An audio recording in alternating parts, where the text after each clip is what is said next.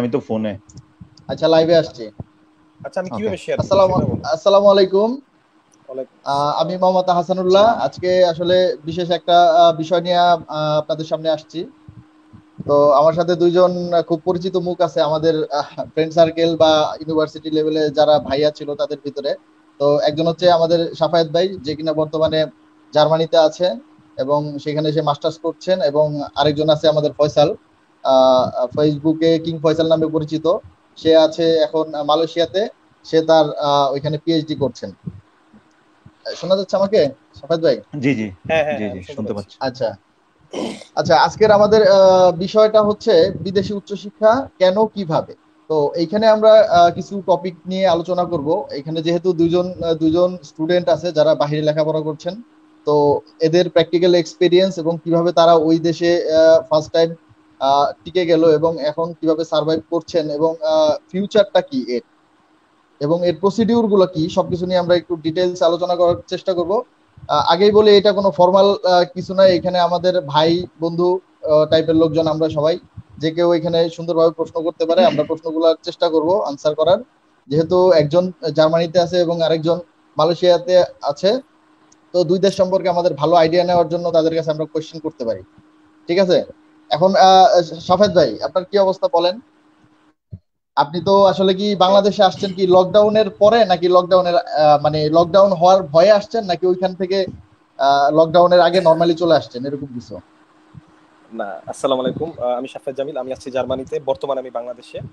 আসলে হাসান, আমি লকডাউনের আগেই আসছি। আমি আসছি মার্চের 8 তারিখ। বেসিক্যালি আমার ছোট বোনের বিয়ে হওয়ার কথা ছিল, আমি সেই প্রোগ্রাম অ্যাটেন্ড করার জন্য দেশে আসছি। কিন্তু আসার পর লকডাউনে সবকিছুই আমার লক হয়ে গেছে। তা আমার এখন যাওয়াটাও লক। এখন আমি বাংলাদেশে বসে আছি, ঠিক আছে। আর আমি বর্তমানে এখন ওয়েট করতেছি আসলে লকডাউনটা কখন খুলবে, আর এবং আমরা কিভাবে যাইতে পারবো, জার্মানি ব্যাক করব, এটা নিয়ে খুবই টেনশন আছে বর্তমানে আমার অবস্থা এরকম। ফয়সাল, তোমার কি অবস্থা বলো, তুমি কিভাবে দিনকাল আসসালামু আলাইকুম। এখানে পার করতেছো? আসসালামু আলাইকুম এভরিবডি। আমি এখন আছি মালয়েশিয়াতে। লকডাউন, আজকে আমাদের লকডাউন আরো 2 মাস বৃদ্ধি করা হলো, আরো 2 মাস থাকতে হবে। তো এই অবস্থার মধ্যে আছে আর কি। তো আজকে কতদিন ভালো ধরে লাগতেছে, লকডাউন, সাফাত ভাই আছে। লকডাউনটা কতদিন হলো এখানে? আমাদের এখন যে টোটাল দিছে এটা হচ্ছে 5 মান্থস, ওভার হয়ে গেছে, 5 মান্থস 13 ডেজ 5 মান্থস, মাত্র। দ্যাট মিনস হুম। এটা ডিসেম্বর, ডিসেম্বর থেকে শুরু হয়েছে এরকম কিছু, না না না, মানে মার্চ জানুয়ারি থেকে? মার্চ 17 তারিখ থেকে শুরু হয়েছে, মার্চ 17 তারিখ থেকে আগস্টের 31 তারিখ পর্যন্ত। ও আচ্ছা, ইন ও টোটাল আচ্ছা। 5 মান্থস। ইন ইন ও টোটাল টোটাল ফাইভ আচ্ছা, ফাইভ মান্থস মান্থস মানে অগাস্ট পর্যন্ত চলে গেছে না? That's good. আচ্ছা, সাফায়েত ভাই, হুম হুম। আপনি তো আহ, বাংলাদেশে বিবিএ করলেন এবং একটা এমবিএও করলেন। তো হ্যাঁ হ্যাঁ। এমবিএ করার, বাংলাদেশে একটা এমবিএ করার পরে আবার কেন চিন্তা হলো যে আসলে বাহিরে যাবেন, মানে এটার কিভাবে আসলো যে বাংলাদেশে এমবিএ কেন করলেন তাই? যদি আচ্ছা, বাহিরেই ঠিক যাওয়ার আছে। চিন্তা ভাবনা থাকতো, তাহলে এমবিএ করার আচ্ছা আচ্ছা উদ্দেশ্যটা কি ছিল আসলে? আচ্ছা, আসলে এই আমার বাইরে যাওয়ার পড়ালেখার যে স্টাডি করার যে একটা ইচ্ছে, সেই ইচ্ছাটা আসলে বেসিক্যালি আসছে যখন আমি আমার কত ব্যাচেলার আমি বিবিএ লাইফে, যখন আমি 7 সেমিস্টার পড়ি, তখন থেকে আমি আমার ভিতরে একটা ইচ্ছা ছিল যে আমি বাইরে যে পড়ালেখা করবো, উচ্চশিক্ষা নিব। তো ইন দ্য মিন টাইম কিছু বাইন্ডিংস বলেন, ফ্যামিলিগতভাবে বলেন, আবার পেশাগতভাবে বলেন, কিছু বাইন্ডিংস এর কারণে আমার জিনিসটা 2 or 3 ইয়ার্স লেট হয়। স্বপ্ন পূরণের ক্ষেত্রে আসলে আপনাকে ওয়েট করতেই হবে। সো সেই ক্ষেত্রে আসলে আমি চিন্তা করছি যে যেহেতু তখন আমি জব করতাম আইবিডিতেই as a admin officer. So চিন্তা করলাম যে আমি বসে থেকে লাভ কি, বেটার আমি একটা এমবিএ করি। তখন আমি ঢাকা ইউনিভার্সিটি এবং জাহাঙ্গীরনগর ইউনিভার্সিটির দুই জায়গায় এক্সাম দিই। তো ঢাকা ইউনিভার্সিটি এক্সাম দেওয়ার পর ওখানে প্রিপারেশন বেশি একটা ছিল না, তার কয়েকদিন পরেই আবার জাহাঙ্গীরনগর এক্সাম ছিল। ফরচুনেটলি আমি জাহাঙ্গীরনগরে চান্স পেয়ে যাই। তো আমি চিন্তা করলাম যে যেহেতু আমি জবের পাশাপাশি এমবিএটা ক্যারি আউট করি, ইট ডাজন্ট ম্যাটার, আমার একটা ডিগ্রি থাকলো, নো প্রবলেম।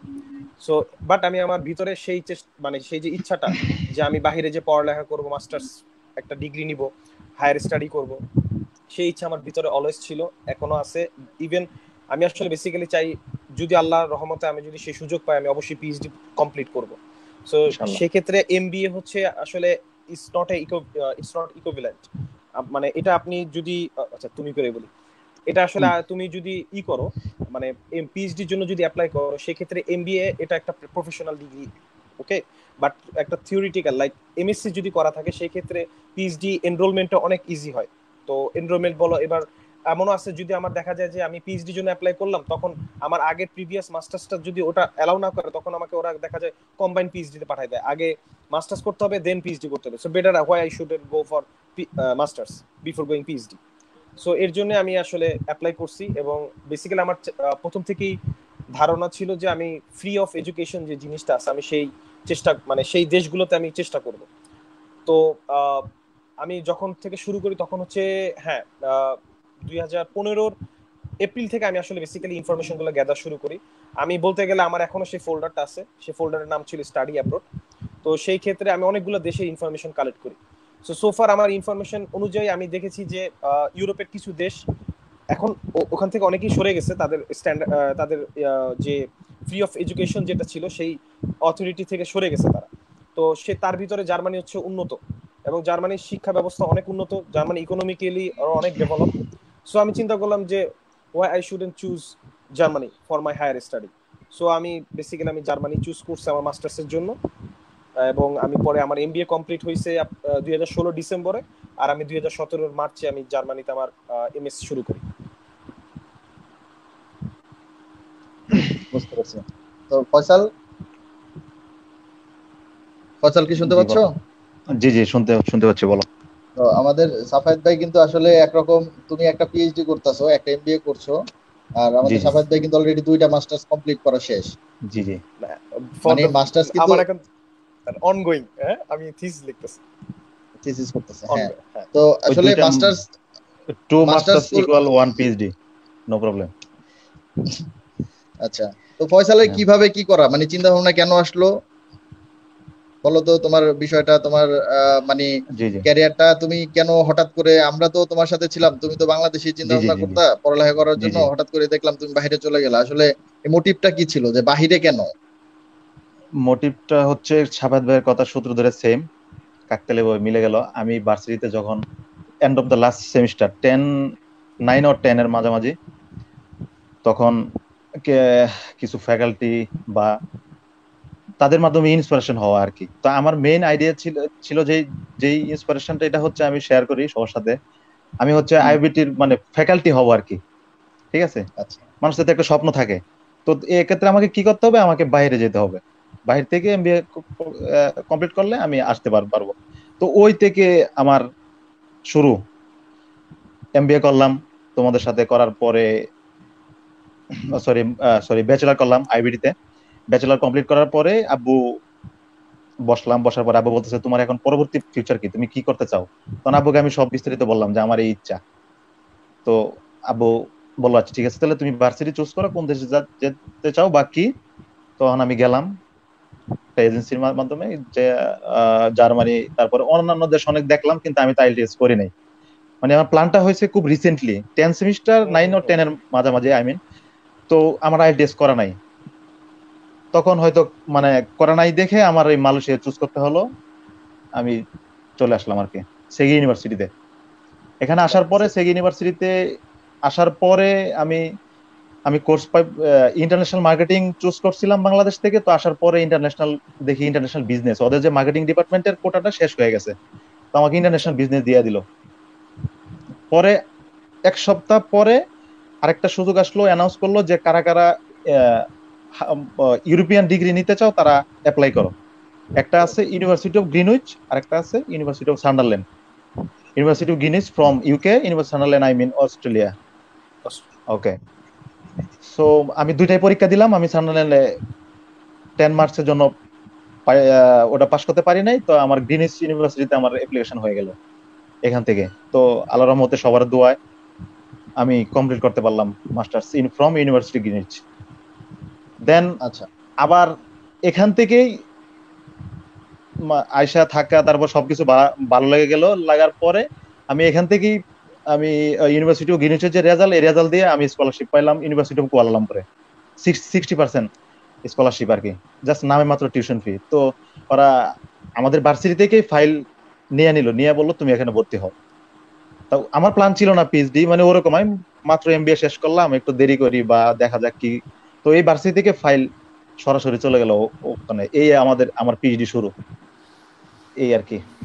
আচ্ছা, তো সাফাত ভাই, আমার আপনার কাছে একটা কোশ্চেন, যে বাংলাদেশ আর জার্মানি দুইটা আসলে দুই মেরুর দেশ, মানে ডেভেলপমেন্টের দিক অবশ্যই। থেকে শুরু করে মানে ওভারঅল ইকোনমিক্স যা চিন্তা করেন সব দুই রকম জিনিস। তো আসলে ওই জার্মানির যে স্ট্যান্ডার্ডটা থাকে স্টাডি আর বাংলাদেশের যে স্ট্যান্ডার্ডটা থাকে, এটার ভিতরে আসলে পার্থক্যটা কেমন, যে কেন মানে আচ্ছা মানুষগুলা ওই দেশগুলাতে মুভ করতে চায়, জার্মানি, ইউরোপ, মালয়েশিয়া যাই হোক যেখানে যাচ্ছে, মানে কেন বাংলাদেশ থেকে মানে যাওয়ার জন্য একটা হিড়িক থাকে বাইরের দেশগুলোতে, এটার মেইন কারণটা কি থাকে, বা মানে মানুষের এত ইচ্ছা কেন এটা এখানে যাওয়ার জন্য? আচ্ছা, সো আমি আমার এক্সপিরিয়েন্স এবং আমি আমার নিজের যে এক্সপিরিয়েন্স মানুষের কাছ থেকে নিয়েছি তার মানে তার উপর ডিপেন্ডস করে আমি অ্যান্সারটা দিচ্ছি। সেটা হচ্ছে ফার্স্ট অফ অল ওই যে বললাম ড্রিম, অনেকে ড্রিম থাকে বাইরে স্টাডি করা, হুইচ ইজ ট্রু। অনেকেরই ড্রিম থাকে বাইরে স্টাডি নেওয়া। আর যেটা হচ্ছে এডুকেশন সিস্টেম কতটুকু ডিফারেন্ট, এটা আসলে বলার মতো অতটুকু যে একটা বোধগম্য অথবা অতটুকু বুদ্ধিসম্পন্ন অথবা যতটুকু জ্ঞানী আমি নিজের মনে করি না। তারপর আমি আমার নিজের অভিজ্ঞতা থেকে আমি বলতেছি, আসলে বাংলাদেশে আমরা যেভাবে পড়ালেখা করেছি টোটালি আমি দেখেছি ম্যাক্সিমামই হয় মুখস্থ বিদ্যা, আর না হলে নিজে থেকে কিছু পড়ো, নিজে থেকে কিছু শিখো, নিজে থেকে কিছু জানো। হ্যাঁ, আর তবে বাংলাদেশে এডুকেশন সিস্টেমের উপর আমার পূর্ণ আস্থা আছে। বিশেষ করে আমি যেমন প্রাইভেট ইউনিভার্সিটি আইবিতে পড়ালেখা করেছি, এখানে আসলে 4 মাসের সেমিস্টার, আর হচ্ছে জার্মানিতে 6 মাসের সেমিস্টার। আমি ডিফারেন্ট এখানে পাই, যদিও মাস্টার্স বাট ব্যাচেলরও 6 সেমিস্টার। তো 6 মাসের সেমিস্টার গুলোতে হয় কি একটু পড়া অনেক ডিটেলস থাকে, আর 4 মাসের সেমিস্টার গুলোতে হয় কি আপনি তোমার যতটুকু দরকার তোমার জব লাইফে বলো ফিউচার লাইফে ততটুকুই তোমাকে দেওয়া হবে, বাট কোশ্চেন স্ট্যান্ডার্ডটা অনেক হাই থাকে। আবার জার্মানিতেও কিন্তু কোশ্চেন স্ট্যান্ডার্ড অনেক হাই। সো আমি জাস্ট স্টাডি এবং এক্সাম এই দুইটার উপর ডিপেন্ড করে আমি বলবো হ্যাঁ অবশ্যই হায়ার স্টাডি বাইরে বাংলাদেশ থেকে যখন এক ধরনের স্টাডি আমরা করলাম, করার পর আমাদের ব্যাকগ্রাউন্ড এক ধরনের আমরা ক্রিয়েট করলাম, করার পর আমরা যখন দেশের বাইরে যাই তখন আমাদের অবশ্যই হিমশিম খেতে হয়। কারণ কি প্রত্যেকটা দেশেরই এডুকেশন সিস্টেম, এডুকেশন স্ট্রাকচার এবং এডুকেশন কোয়ালিটি ডিফারেন্ট হয়। হ্যাঁ, তাই তাই বলে আমি ডিফারেন্সিয়েট করবো না যে কোনটা ভালো কোনটা খারাপ, এই তর্কে না, যে বেটার হচ্ছে আমাদের মেইন টার্গেট হচ্ছে নলেজ গ্যাদার করা। সেই ক্ষেত্রে আমরা কতটুকু কতটুকু সার্থক হতে পারি, সেটা দেশ থেকেও আমরা কতটুকু করেছি, এবং আমরা দেশের গন্ডি পেরিয়ে যখন বিদেশে যাব সেখানেও আমরা কতটুকু করতে পেরেছি, এটা হচ্ছে আমাদের মূল লক্ষ্য হওয়া উচিত। আর শিক্ষার কোনো শেষ নাই, সো আর নিজের জ্ঞান জ্ঞান অর্জনেরও কোনো শেষ নাই। সো কোয়ালিটি এডুকেশন অবশ্যই তফাৎ আছে, জার্মানি বলেন অথবা বাংলাদেশ বলেন, কিন্তু আমরা ওইটুক ডিফারেন্সিয়েশন না, যে আমরা নিজেদের গন্ডি থেকে আমরা কতটুক কতটুক ম্যাক্সিমাম যে আউটপুটটা আমরা নিতে পারি, যে দেশেরই এডুকেশন সিস্টেম হোক, মালয়েশিয়া হোক, জার্মানি হোক, বাংলাদেশ হোক, ইন্ডিয়া হোক, ইউকে হোক, অস্ট্রেলিয়া হোক, জাস্ট যেই ইম্পর্টেন্স এবং যেই নলেজ আমাদের নেওয়ার যে উদ্দেশ্যটা সেইটুকু গ্যাদার করাই আসলে আমাদের মেন উদ্দেশ্য হওয়া উচিত। আর এবার আসেন ইকোনমিক্যালি দিক থেকে অবশ্যই জার্মানি অনেক উপরে, এটার সাথে কোনো কম্পারিজন হয় না বাংলাদেশের সাথে।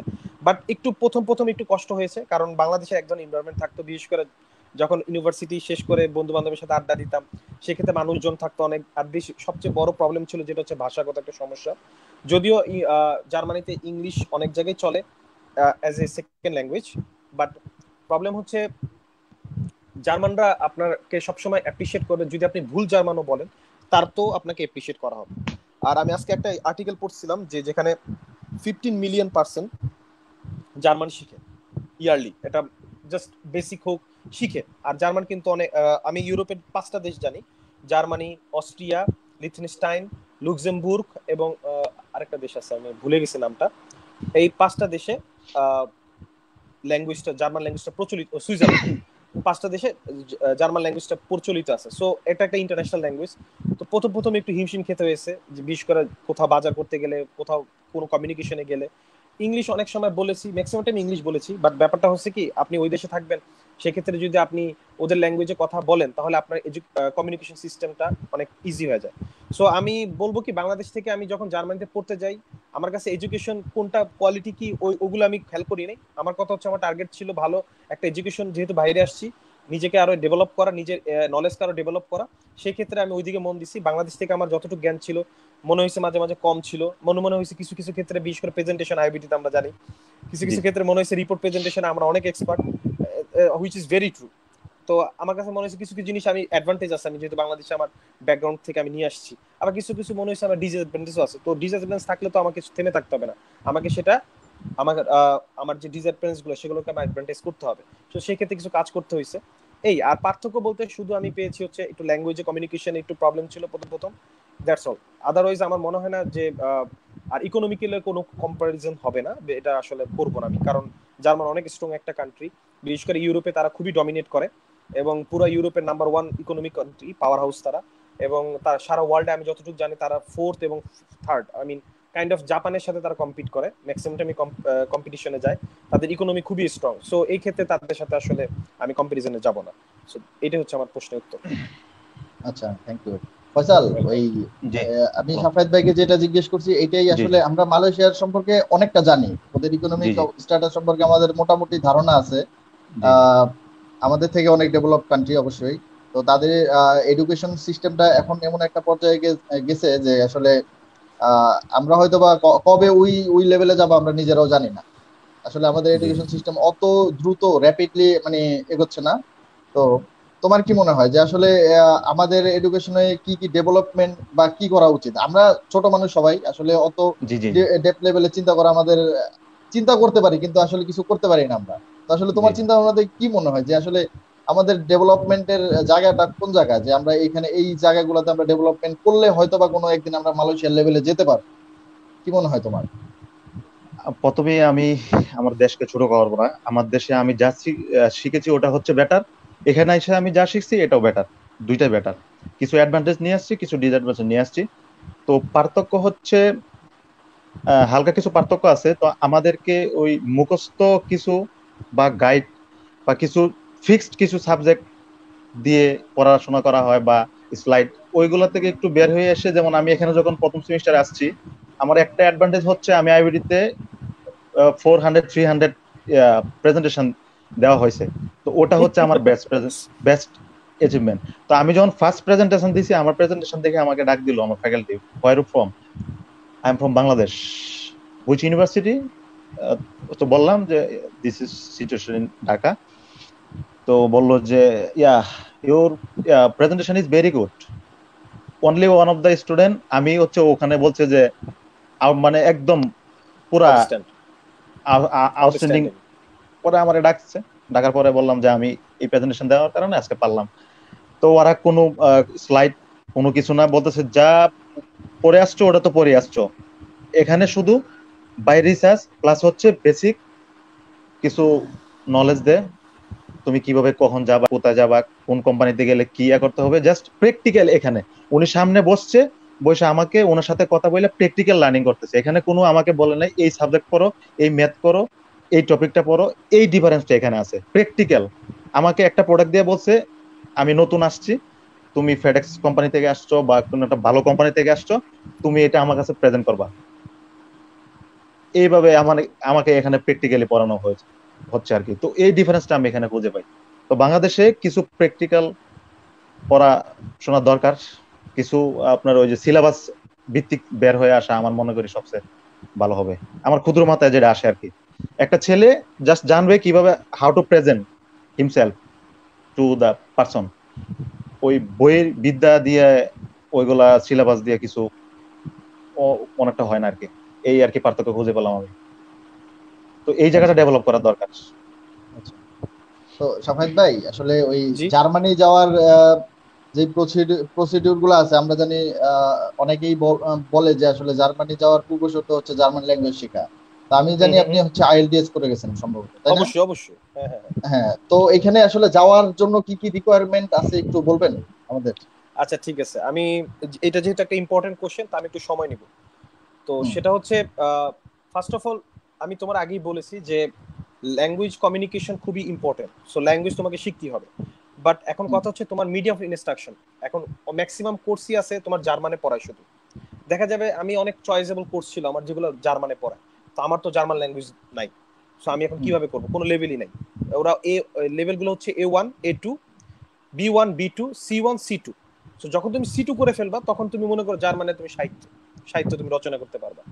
সো এখন এই ক্ষেত্রে আমি যদি ম্যাক্সিমাম হচ্ছে কি B1 লেভেলই হয়, মানে ক্রাইটেরিয়া রিকোয়ারমেন্টস থাকে যে কোনো জার্মান কোর্সে B1 লেভেল অথবা B2 লেভেল, না ফুল জয়েচ হলে ফুল ডয়েচ আর কি, জার্মান ল্যাঙ্গুয়েজটা কিন্তু আমরা ডয়েচ বলি। তাহলে ফুল ডয়েচ যদি হয় সেই ক্ষেত্রে B2 লেভেল লাগে, B2 লেভেল অথবা টেস্ট ড্রাফট লাগে, ওদের এক্সাম আইএলটিএস এর মতো এক ধরনের এক্সাম আছে, ওইগুলা লাগে। ডিএসআ, আই মিন ডিএইচএস, এরকম কাইন্ড অফ এরকম।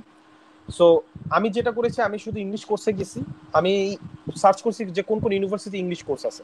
তো সেক্ষেত্রে আমি ফিল্টার কিভাবে করছি, আমি ফিল্টার করছি যে কোন সেমিস্টার আমি যাব, সামার অর উইন্টার। আমি যেহেতু বলেছি যে আমি সামার 2017-তে আসছি, মানে মার্চে, তো সামার সেমিস্টার ছিল আমার। সামার সেমিস্টার শুরু হয় এপ্রিলে। আমি আবার বলছি, সামার সেমিস্টার ম্যাক্সিমাম টাইমই শুরু হয় এপ্রিলে অথবা মেতে, এবং উইন্টার সেমিস্টার শুরু হয় অক্টোবরে। ওকে, সো দুইটা ফেজ থাকে। সো দুইটা সেমিস্টার যেহেতু, তো আমার সামার সেমিস্টার টার্গেট করছে আমি যে কোন সেমিস্টার। তো ফিল্টারে প্রথমে ছিল সামার সেমিস্টার। আমি যখন অ্যাপ্লিকেশন করি, আমি অ্যাপ্লিকেশন গুলো হয় কিন্তু নভেম্বর ডিসেম্বরের দিকে, পরের বছরের জন্য, যেহেতু মার্চটা পরের বছর আসে। তো সেক্ষেত্রে আমি ফিল্টার করেছি জার্মান ল্যাঙ্গুয়েজ, সরি, আগে দেখেছি যে কোথায় ইংলিশ ল্যাঙ্গুয়েজে পড়ায় আর কোথায় কোন সেমিস্টারটা।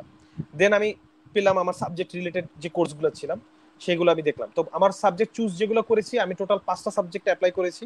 আমি সেখান থেকে অফার লেটার পেয়েছি 2টোতে, আর 3টাতে আমি অ্যাপ্লিকেশন একটু ভুল ছিল আমার কিছুটা, কারণ ওইখানে আসলে কি কম্বাইন কোর্স ছিল, kind of engineering plus business, অনেকগুলো কম্বাইন কোর্স থাকে। তো সেক্ষেত্রে আমার কিছু রিকোয়ারমেন্টস থাকে যে আমার ইলেকটিভ কোর্স অথবা আমার ব্যাচেলারে যে কোর্সগুলো করেছি সেই কোর্সের সাথে কিছু কোর্স আমাকে রিকোয়ারমেন্ট ফুলফিল করতে হবে। তো এই কারণে আমার একটু প্রবলেম হয়েছে। তো সেক্ষেত্রে আমি দুটোতে অ্যাপ্লিকেশন, মানে দুইটা অ্যাপ্লিকেশন অফার লেটার পেয়েছি। তো একটা ছিল হোকশুলে রাইনভাল সাস্টেনেবল ডেভেলপমেন্ট ম্যানেজমেন্ট, এবং আরেকটা ছিল ফাইন্যান্সিয়াল সার্ভিস ম্যানেজমেন্ট হোকশুলে কাইজারলাউটার। সো আমি যেহেতু ফাইন্যান্স স্টুডেন্ট ছিলাম এবং আমার ব্যাচেলারে মেজর ছিল ফাইন্যান্স অ্যান্ড এইচআর, তো সেক্ষেত্রে আমি চুজ করলাম ফাইন্যান্সিয়াল সার্ভিস ম্যানেজমেন্ট। সো আমি এটা দিয়ে ভিসা ফেস করছি। ভিসা ফেস করে আমি আমি ইউনিভার্সিটিতে এনরোলমেন্ট নেই। যদি আমি পরে এই সাবজেক্টটা চেঞ্জ করি, কারণ আমি যখন গিয়েছি তখন দেখতে পেলাম যে জার্মান বেসিক্যালি টোটালি একটা টেকনোলজি বেসড কান্ট্রি। এখানে আসলে যতটা আপনি ইঞ্জিনিয়ারিং অথবা যতটা টেকনোলজি অথবা এটা বলতে কাস্টমাইজ কোনো কোর্সে যাবেন, ততই আপনার জন্য বেটার ফিউচার জব লাইফে। তো সেক্ষেত্রে আমি চিন্তা করলাম যে এখন যেহেতু লজিস্টিকের যুগ, সাপ্লাই চেনের যুগ, তো সেক্ষেত্রে আমি লজিস্টিক ইঞ্জিনিয়ারিং, আমি এখন যেখানে পড়তেছি, আমার রানিং 4টা সেমিস্টার চলে। সো আমি এমএসসি করতেছি লজিস্টিক ইঞ্জিনিয়ারিং ইউনিভার্সিটি অফ ডুইসবুক এসেন। যদিও এখানে বিজনেস স্টুডেন্ট এনরোলমেন্ট বন্ধ ছিল 3 বছর, বাট আমি সামহাও আমি লাকিলি পেয়ে গেছি। আমার সাথে আরো 2জন ফ্রেন্ড ছিল, তপন রশিদ, ও মেবি আমার লাইফটা দেখতেছে, ও জগন্নাথে পাস করছে, জগন্নাথ থেকে ও অ্যাকাউন্টিং এ পড়ালেখা করছে। সো আমরা দুইজনই একসাথে শুরু করি, আর আমরা দুইজনই কিন্তু ফোকশিলের কাইজারলাউটনে অফার লেটার পেয়ে একসাথে বাংলাদেশ থেকে জার্মানি এসেছি। এবার আসি অ্যাপ্লিকেশনে। আসলে ল্যাঙ্গুয়েজ যদি আমি জার্মানে করতে যাই, অবশ্যই আমার ল্যাঙ্গুয়েজ রিকোয়ারমেন্ট ফুলফিল করতে হবে। এখন কথা হচ্ছে, আমি যদি আইএলটিএস দিয়ে দিই, ম্যাক্সিমাম ইউনিভার্সিটি হচ্ছে, আমি বলবো না যে সব ইউনিভার্সিটি, আমি বলবো ম্যাক্সিমাম, লাইক আমি যদি পার্সেন্টেজ করি, কাইন্ড অফ 90% ইউনিভার্সিটি আপনি পাবেন 6.5।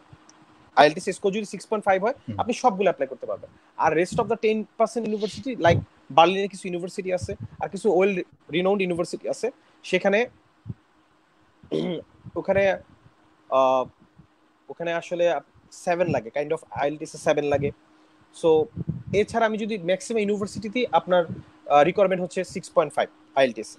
সো আমি আইএলটিএস দিই, দেওয়ার পর আমি অ্যাপ্লিকেশনও করে দিই। তো এখন যেটা হচ্ছে ল্যাঙ্গুয়েজের যে ব্যাপারটা, এখন ব্যাচেলার এবং মাস্টার্স দুটো ল্যাঙ্গুয়েজ, দুটো কোর্সই কিন্তু, মানে দুটো সাবজেক্টই কিন্তু আপনি চাইলে ইংলিশও করতে পারবেন, চাইলে আপনি জার্মানও করতে পারবেন। It's up to you. এখন যদি আপনি জার্মান সিলেক্ট করেন, তাহলে অবশ্যই আপনাকে জার্মান রিকোয়ারমেন্ট ফুলফিল করতে হবে। আর আপনি যদি ইংলিশ চুজ করেন ল্যাঙ্গুয়েজ, তাহলে অবশ্যই আপনাকে ইংলিশের রিকোয়ারমেন্টটা ফুলফিল করতে হবে। That's all. এখন দেন হচ্ছে আমি প্রসিডিউর যাব হচ্ছে অ্যাপ্লিকেশন। জার্মানি অ্যাপ্লিকেশন গুলো বেসিক্যালি দুইটা ওয়েতে হয়, এক ইউনিভার্সিস্ট এবং আরেকটা হচ্ছে ডিরেক্ট ইউনিভার্সিটিতে অ্যাপ্লিকেশন। তো ইউনিভার্সিস্ট কি, আমি ইউনিভার্সিস্টে বলি কারণ ম্যাক্সিমাম ইউনিভার্সিটি গুলো ইউনিভার্সিটিকে দিছে, আরো 2-3টা আছে, but universities most of the university cover করে। ইউনিভার্সিটি হচ্ছে একটা থার্ড পার্টি, যারা হচ্ছে আমাদের সার্টিফিকেট গুলো ইভ্যালুয়েশন করে দেয়। তো আমরা অ্যাপ্লিকেশন করব ইউনিভার্সিটি থ্রুতে, করার পর ওরা আমরা পেপারস পাঠাবো হচ্ছে ইউনিসিস্টে। আরেকটা অ্যাপ্লিকেশন হচ্ছে ডিরেক্ট আমরা ইউনিভার্সিটির লিঙ্ক দিয়ে দিবে, অ্যাপ্লিকেশন লিঙ্ক, আমরা সেখানে অ্যাপ্লাই করে ফেলবো। এখন আমি আসি যেটা সহজ, সেটা হচ্ছে ইউনিভার্সিটি অ্যাপ্লিকেশন। তো ইউনিভার্সিটি অ্যাপ্লিকেশনে আমি যখন অনলাইন ফিল আপ করবো, ফর্ম ফিল আপটা, দেন দুটো হয়, এক আমাকে কোনো সাবমিশন করতে হবে না, কিরকম কোনো সফট কপি সাবমিশন করতে হবে না। সেক্ষেত্রে হয়তো আমার অটোমেটিক যে অনলাইনে আমি ফিল আপ করছি তাতেই কাজ হয়ে গেছে, আর না হলে আমাকে মেইলে পাঠাইতে হয় সফট কপিগুলো প্লাস ডকুমেন্টগুলো, কোনো রিপ্রেজেন্টেটিভ থাকে ওদের, তাদেরকে পাঠাইতে হয়। আর দুটো হচ্ছে, 2 নম্বর পয়েন্টটা হচ্ছে আমাকে আমার ডকুমেন্টসগুলো ডিএইচএল বলেন অথবা ফেডেক্স বলেন, আমাকে ওদের যে অ্যাড্রেস, সেই অ্যাড্রেস আমাকে পাঠাতে হবে। গেল। এবার আসেন ইউনিসিস্ট হচ্ছে মোস্ট ইম্পর্টেন্ট। এখানে আমরা সেম কাজই করব, বাট আমরা কাগজগুলো পাঠাবো হচ্ছে ইউনিসিস। ইউনিসিসে কোনো সাবমিশন অনলাইন হবে না, এখানে আপনাকে অবশ্যই হার্ড কপি পাঠাতে হবে। তো সেক্ষেত্রে আপনি কি করবেন, আপনি ইউনিসিস্টে আপনার একটা অ্যাকাউন্ট খুলবেন, ইউনি অ্যাসিস্ট। ওখানে অ্যাকাউন্ট খুলে আপনি আপনার সকল ডকুমেন্টস আপলোড করবেন, এবং আপনার যত ওরা যত যত আপনার দরকার, আই মিন কাইন্ড অফ অনেক ধরনের কোশ্চেন থাকে, সেই কোশ্চেনগুলো অ্যান্সার দিবেন। আপনার যদি কোনো স্টাডি গ্যাপ থাকে, লাইক আপনি ব্যাচেলার করছেন, করার পর 2 বছর আপনি জব করছেন, আপনি ওখানে অপশন থাকে আপনি কি করছেন এই 2 বছর। আপনি যদি জবও না করে থাকেন, সেখানে অপশন থাকতে পারে।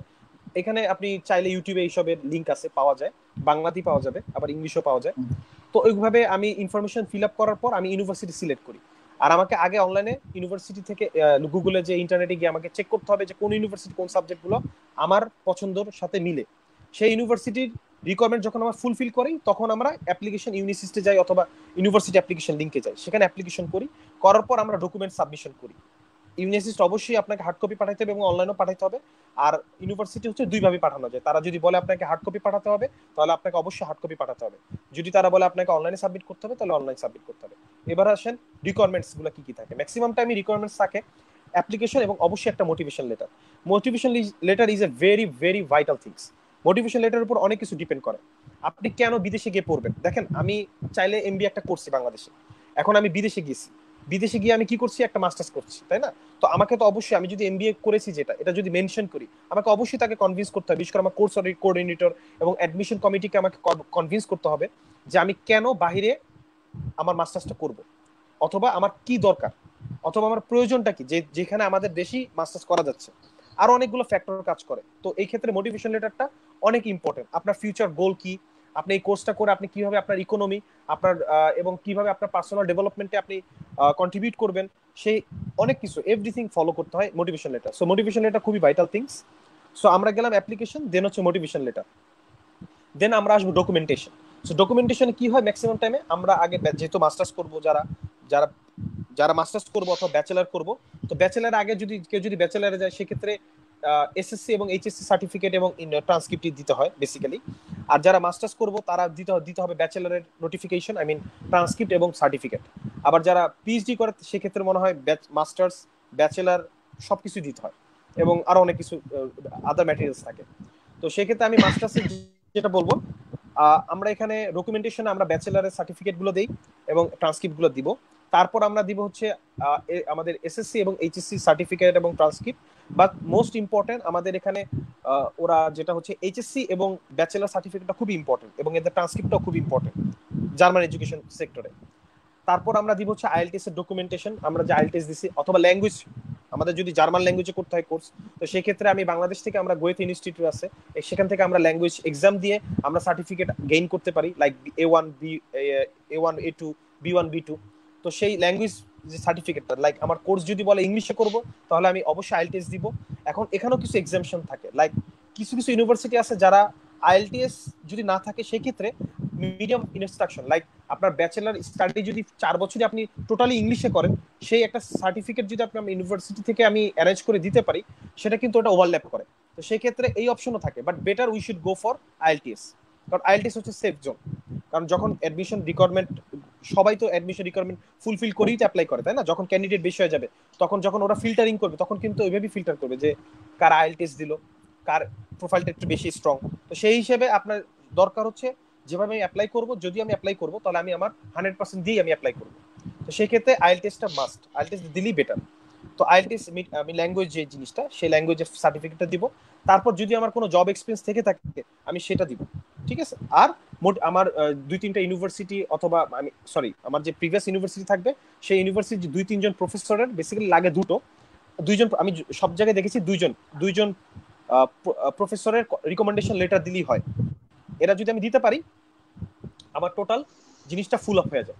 ফুল আপ হয়ে গেলে তখন আমি জিনিসটা ফিল আপ হয়ে গেলে, তারপর আমি তখন এটা আমরা ইউনিভার্সিটি যদি মাধ্যমে অ্যাপ্লাই করি, তাহলে ইউনিভার্সিটিতে আমরা সেন্ড করে ফেলি। আর যদি আমরা ইউনিভার্সিটিতে অ্যাপ্লাই করি, তাহলে হার্ড কপিটা ইউনিভার্সিটি পাঠিয়ে দিই। এখন এই ক্ষেত্রে একটা মাস্ট মাথায় রাখতে হবে, যেটা হচ্ছে 3rd নাম্বার পয়েন্ট। আমি যখন ডকুমেন্টেশন গুলো হার্ড কপি পাঠাবো, তখন আমাকে অবশ্যই হার্ড কপিটা আমাকে নোটারি পাবলিক করে পাঠাতে হবে। এই ক্ষেত্রে অনেকে ইউনিভার্সিটি টু ইউনিভার্সিটি এটা ভ্যারি করে। কেউ চায় নোটারি পাবলিক, কেউ চায়, আই মিন যেটা হচ্ছে অ্যাটেস্টেশন, কেউ চায় ইউনিভার্সিটি থ্রু অ্যাটেস্টেশন, আবার কেউ চায় ইসের attestation, like ministry, foreign ministry অথবা জার্মান এম্বাসি অ্যাটেস্টেশন। সো মোরলেস সবাই আসলে বেসিক্যালি নোটারি পাবলিকটাই দেয়, বিশেষ করে ইউনিভার্সিটি নোটারি পাবলিকে অ্যাপ্লাই, নোটারি পাবলিকটাই নেয়। এবং হার্ড কপি ইউনিভার্সিটিগুলো, জার্মান ইউনিভার্সিটি যেগুলো ডিরেক্ট অ্যাপ্লিকেশন হয় সেক্ষেত্রে ওরাও হার্ড কপি নেয়। সো এই হচ্ছে প্রসিডিওর টোটাল। আর আরেকটা মোস্ট ইম্পর্টেন্ট, জার্মানিতে কোনো টিউশন ফি নেই এখানে, জাস্ট শুধুমাত্র আপনাকে যে চার্জটা করা হয় প্রত্যেক সেমিস্টারে, একটা হচ্ছে সেমিস্টার ফি, যেটা আমার ইউনিভার্সিটি হচ্ছে 311 ইউরো, কাইন্ড অফ লাইক আপনি যদি কনভার্ট করেন লাইক 30,000 টাকা, 30,000 টাকার একটু বেশি, তো 2 সেমিস্টার লাইক 60,000 টাকা। তো এটা হচ্ছে কেন হয়, এটার ভিতরেও কিছু কথা আছে। এখানে স্টুডেন্ট চার্জ থাকে, স্টুডেন্ট ফি হচ্ছে ইউনিভার্সিটি কিছু অল্প টাকা নেয়, ম্যাক্সিমাম টাকা, লাইক আমি যে 311 টাকা দিচ্ছি আমার খেয়াল নাই, এখানে মেবি 150 অথবা 180 ইউরো আমার নিয়ে যে হচ্ছে আমার স্টেট গভর্নমেন্ট। কেন? তারা আমাকে একটা টিকিট প্রোভাইড করে, সেই টিকিট দিয়ে আমি আমার পুরো স্টেটে, এবং আমার যেমন আমি যে স্টেটে থাকি সেটা হচ্ছে নর্থ রাইন ওয়েস্টফালান, এখানে পুরো স্টেটটা আমি কভার করতে পারি। কি কি কভার করতে পারি? ট্রান্সপোর্টেশন, লাইক বাস, ট্রেন, তারপরে ট্রাম, তারপরে হচ্ছে আপনার বড় আই মিন বাংলাদেশে যেটাকে বলে আমরা আন্তনগর ট্রেন, ঠিক আছে, লোকাল আন্তনগর। ট্রেন, সবকিছু এটা কভার করে। তো সেই ক্ষেত্রে দেখা যাচ্ছে যে ইউনিভার্সিটি খুবই সীমিত টাকা নিচ্ছে। আর যে সেমিস্টার টিকিট দিচ্ছে সেটা আমাদের খুবই দরকার, কারণ আমরা যদি রিলোকেট করি অথবা আমরা যদি মুভ করি, লাইক বাজারে গেলাম অথবা আমরা একটু কোথাও কাজ করতে গেলাম, যেহেতু আমরা স্টুডেন্ট, অথবা ইউনিভার্সিটি যাব, বাসাটা একটু দূরে, হ্যাঁ, সেক্ষেত্রে আমাদের কষ্ট অনেক বেড়ে যায় কিন্তু যদি আমরা টিকিট কিনি। হ্যাঁ, এখানে আপনার এরিয়া টু এরিয়া এটা ডিফারেন্সিয়েট করে। তো সেই ক্ষেত্রে ইউনিভার্সিটির যে সেমিস্টার টিকিট দেয় সেটা খুবই আমাদের ভাইটাল থিংস। সো আমি মনে করি না যে 300 ইউরো আমার ইউনিভার্সিটিতে যেটা নেয় আমার কাছ থেকে সেটা হচ্ছে এনাফ, বাট কারণ তারা আমাকে যে এডুকেশনটা দিচ্ছে, যেমন আমার প্রফেসরের নাম ডক্টর আলেকজান্ডার গোৎজে এবং আরেকজন আছে ব্রান নখে। তো নখে স্যার আমাকে আমাদের পুরো সবাইকে বলেছিল যে আমাদের এই কোর্সটা logistic engineering total 84 lakh Bangladeshi টাকা আমি কনভার্ট করছি, 84 লক্ষ টাকা লাগে এই কোর্সটা যদি আমি অন্য কোনো দেশে নেই, অথবা জার্মানি যদি টিউশন ফি ইম্পোজ করে আমাদের উপর, তাহলে 84 লক্ষ টাকার ডিগ্রি আমরা নিয়ে নিচ্ছি totally out of cost, I mean like free of cost যেটাকে বলে। এটাই হচ্ছে জার্মানি সবচেয়ে বেস্ট থিংস। আচ্ছা, থ্যাংক ইউ। ঠিক আছে সাফায়েত ভাই, আমি আমার লাইভে আরেকজন জয়েন করছে, আমি একটু তার পরিচয়টা কি। রাজীব ভাই ভালো আছেন আশা করি? রাজীব ভাইকে জি দেখা ভালো, যাচ্ছে। আলহামদুলিল্লাহ। আসসালামু আলাইকুম। হ্যাঁ, ওয়ালাইকুম আসসালাম। আচ্ছা রাজীব ভাইয়ের পরিচয় কি আমি দিব, না আপনি নিজে একটু আপনার নিজের পরিচয়টা ঠিক মতো দেন, তাইলেই সবাই বুঝবে আপনি কে আসলে। আহ, আহ, ঠিক আছে, আমি বলতে পারি। আমি এখন সুইডেনে হ্যাঁ, আছি। আপনি আপনার এই দেশের থেকে শুরু করেন আর কি। দেশে আর কি বলার, দেশে তো আহসান ভাই আমার পরিচিত, আমাদের বড় ভাই। আমাদের বড় ভাই মানে একই সঙ্গে আমরা কে পড়াশোনা বড় করেছি। ভাই? আমি বড় ভাই, আমি বড় ভাই। না, সমস্যা নেই। তো কথা হচ্ছে, দেশ তো দেশেই, সমস্যা নেই। জি জি। যেহেতু আপনারা সবাই বিদেশ নিয়ে কথা বলছেন, সুতরাং আমি একটু বলি। আমি রিসেন্টলি আমার গ্রাজুয়েশন শেষ করলাম, আমার মাস্টার্সটা শেষ করলাম, এটা উমিও ইউনিভার্সিটি সুইডেন থেকে। তো সেক্ষেত্রে আপনাদের কথাগুলো শুনে খুব ইন্টারেস্টেড হলাম যে আমিও আপনাদের সাথে জয়েন করতে পারি কিনা আপনাদের ডিসকাশনে। খুব ইন্টারেস্টিং থ্যাংক মনে ইউ। হলো আমার কাছে। Thank you. আপনাদের সবাইকে অভিনন্দন আজকের এই সুন্দর আয়োজনের জন্য। এই আর কি সিচুয়েশন। আমি এখানে মাস্টার্স ইন ফাইন্যান্স প্রোগ্রাম থেকে উমিও ইউনিভার্সিটি থেকে এই বছর গ্রাজুয়েশন শেষ করলাম। তো আপনাদের এই হচ্ছে আমার পরিচয় আর কি বলতে পারেন। না, আর দেশের পরে আপনি তো সুইডেন পরে, তার আগে তো আপনি দেশে ছিলেন, সেটা বলেন একটু আমরা শুনি। শেষ করেন, আচ্ছা, এখান থেকে শুরু করেন। দেশে আমি, জি, দেশে আমি শেরেবাংলা এগ্রিকালচার ইউনিভার্সিটি থেকে বিবিএ ইন এগ্রি বিজনেসে গ্রাজুয়েশন করেছি। হুম। এরপরে জাহাঙ্গীরনগর থেকে মাস্টার্স করেছি ফাইন্যান্স ব্যাংকিং এ। এই আর কি সিচুয়েশন। আর এই তো, এটা হচ্ছে আমার দেশের কথা। আর কিছু জানতে হবে আহসান ভাই? হ্যাঁ, আরেকটু আছে, আপনি হচ্ছে আপনার দেশে প্রফেশনটা কি ছিল সেটা বলেন। ও, আচ্ছা আচ্ছা। জি, আমি দেশে, আমি আমার ইউনিভার্সিটিতে, শেরেবাংলা এগ্রিকালচার ইউনিভার্সিটিতে আমার ডিপার্টমেন্টে অ্যাসিস্ট্যান্ট প্রফেসর হিসেবে এখনো কাজ করছি আর কি। আমি এখন স্টাডি লিভে আচ্ছা। আছি। এখানে সুইডেনে এসেছি বলতে পারেন সুইডিশ গভর্নমেন্ট স্কলারশিপ নিয়ে। এখানে এসআই স্কলারশিপ। যে জি, এসআই স্কলারশিপ নিয়ে মাস্টার্স প্রোগ্রামে আর কি। এই হচ্ছে। আর ভাই, আর আমার কিছু বলার নাই। আচ্ছা, ওকে ওকে, তারপর থেকে এখন জি ভাই যেহেতু আপনি জয়েন করছেন, আমরা লাকি আসলে আপনাকে পেয়ে গেলাম, সময় মতো পেয়ে গেলাম আর কি। এইখানে আসলে আপনি যেই ওয়েতে সুইডেন গেলেন, যেহেতু আপনারটা আসলে আপনার লেভেলটা, যেহেতু পাবলিক ইউনিভার্সিটিতে আপনি লেখাপড়া করেছেন এবং টিচিং প্রফেশনে ছিলেন ওই ইউনিভার্সিটি, তো তো আপনার যে স্কলারশিপের বিষয়গুলো থাকে সেগুলো আসলে আমরা যারা প্রাইভেট ইউনিভার্সিটিতে পড়ি, যেহেতু আমরা টিচার হইতে পারবো না বা হইতে পারি নাই, ওই ওই ফ্যাসিলিটি গুলো আমাদের থেকে অনেক দূরে থাকে। তো আপনি আপনার এই ফ্যাসিলিটি গুলো আসলে কারা পাবে, কারা পাচ্ছে বা কিভাবে পাওয়া যাচ্ছে একটু বলেন, আমরা শুনি আছি। আচ্ছা, মানে কিভাবে স্কলারশিপের কথাটা বলছেন তো? হ্যাঁ, হ্যাঁ, রাইট। আচ্ছা আচ্ছা, না আসলে আমি যে স্কলারশিপে এসেছি, এই স্কলারশিপের জন্য যে টিচার হলেই যে অ্যাডভান্টেজ বা বেনিফিট পাওয়া যাবে, বিষয়টা আমার মনে হয় না এরকম। এখানে আপনাদের ওদের যে রিকোয়ারমেন্টস আছে, সেই রিকোয়ারমেন্টসটা ফুলফিল করতে পারলে এখানে যে কোনো কেউ আসতে পারবে। তো অ্যাপ্লাই করতে পারবে। সেক্ষেত্রে টিচিং প্রফেশনটাই যে একটা অ্যাডভান্টেজ দিবে এটা আমি মানি না। কারণ হচ্ছে আমি দেখেছি অনেক টিচার অ্যাপ্লাই করেছে, বাট আলটিমেটলি তারা মানে গেইনার হয় না কিন্তু এট লাস্ট মোমেন্টে। সুতরাং আমাদের বুঝতে হবে যে আসলে সুইডিশ ইনস্টিটিউট বা সুইডেন কি চায়, কাদের কাদের স্কলারশিপ দিতে চায়। তাদের স্পেশাল কিছু ক্রাইটেরিয়া আছে। তারা আমরা যে কোনো স্টুডেন্ট যদি তারা সেই রকম ক্রাইটেরিয়া মেনটেন করতে পারে এবং তাদের মানে রিকোয়ারমেন্টস অনুযায়ী তাদের ডকুমেন্টস গুলো রেডি করতে পারে, তাহলে কিন্তু আসলে এই স্কলারশিপ পাওয়া খুব কঠিন কিছু না। যদিও সংখ্যাটা খুব লিমিটেড এবং খুব কম্পিট করতে হয়, তবে আমরা লাকি যে বাংলাদেশ থেকে প্রতি বছর বেশ ভালো একটা অ্যামাউন্ট স্কলারশিপ দেওয়া হয়। বাট খুব কেন জানি না কেন কেন এরকম হয়েছিল, আমার সময় খুব কম ছিল, আমরা মাত্র 4 জন পেয়েছিলাম। কিন্তু এরপর থেকে এবং এর আগেও বলা যেতে পারে সংখ্যাটা কিন্তু 10-এর বা বেশি ছিল।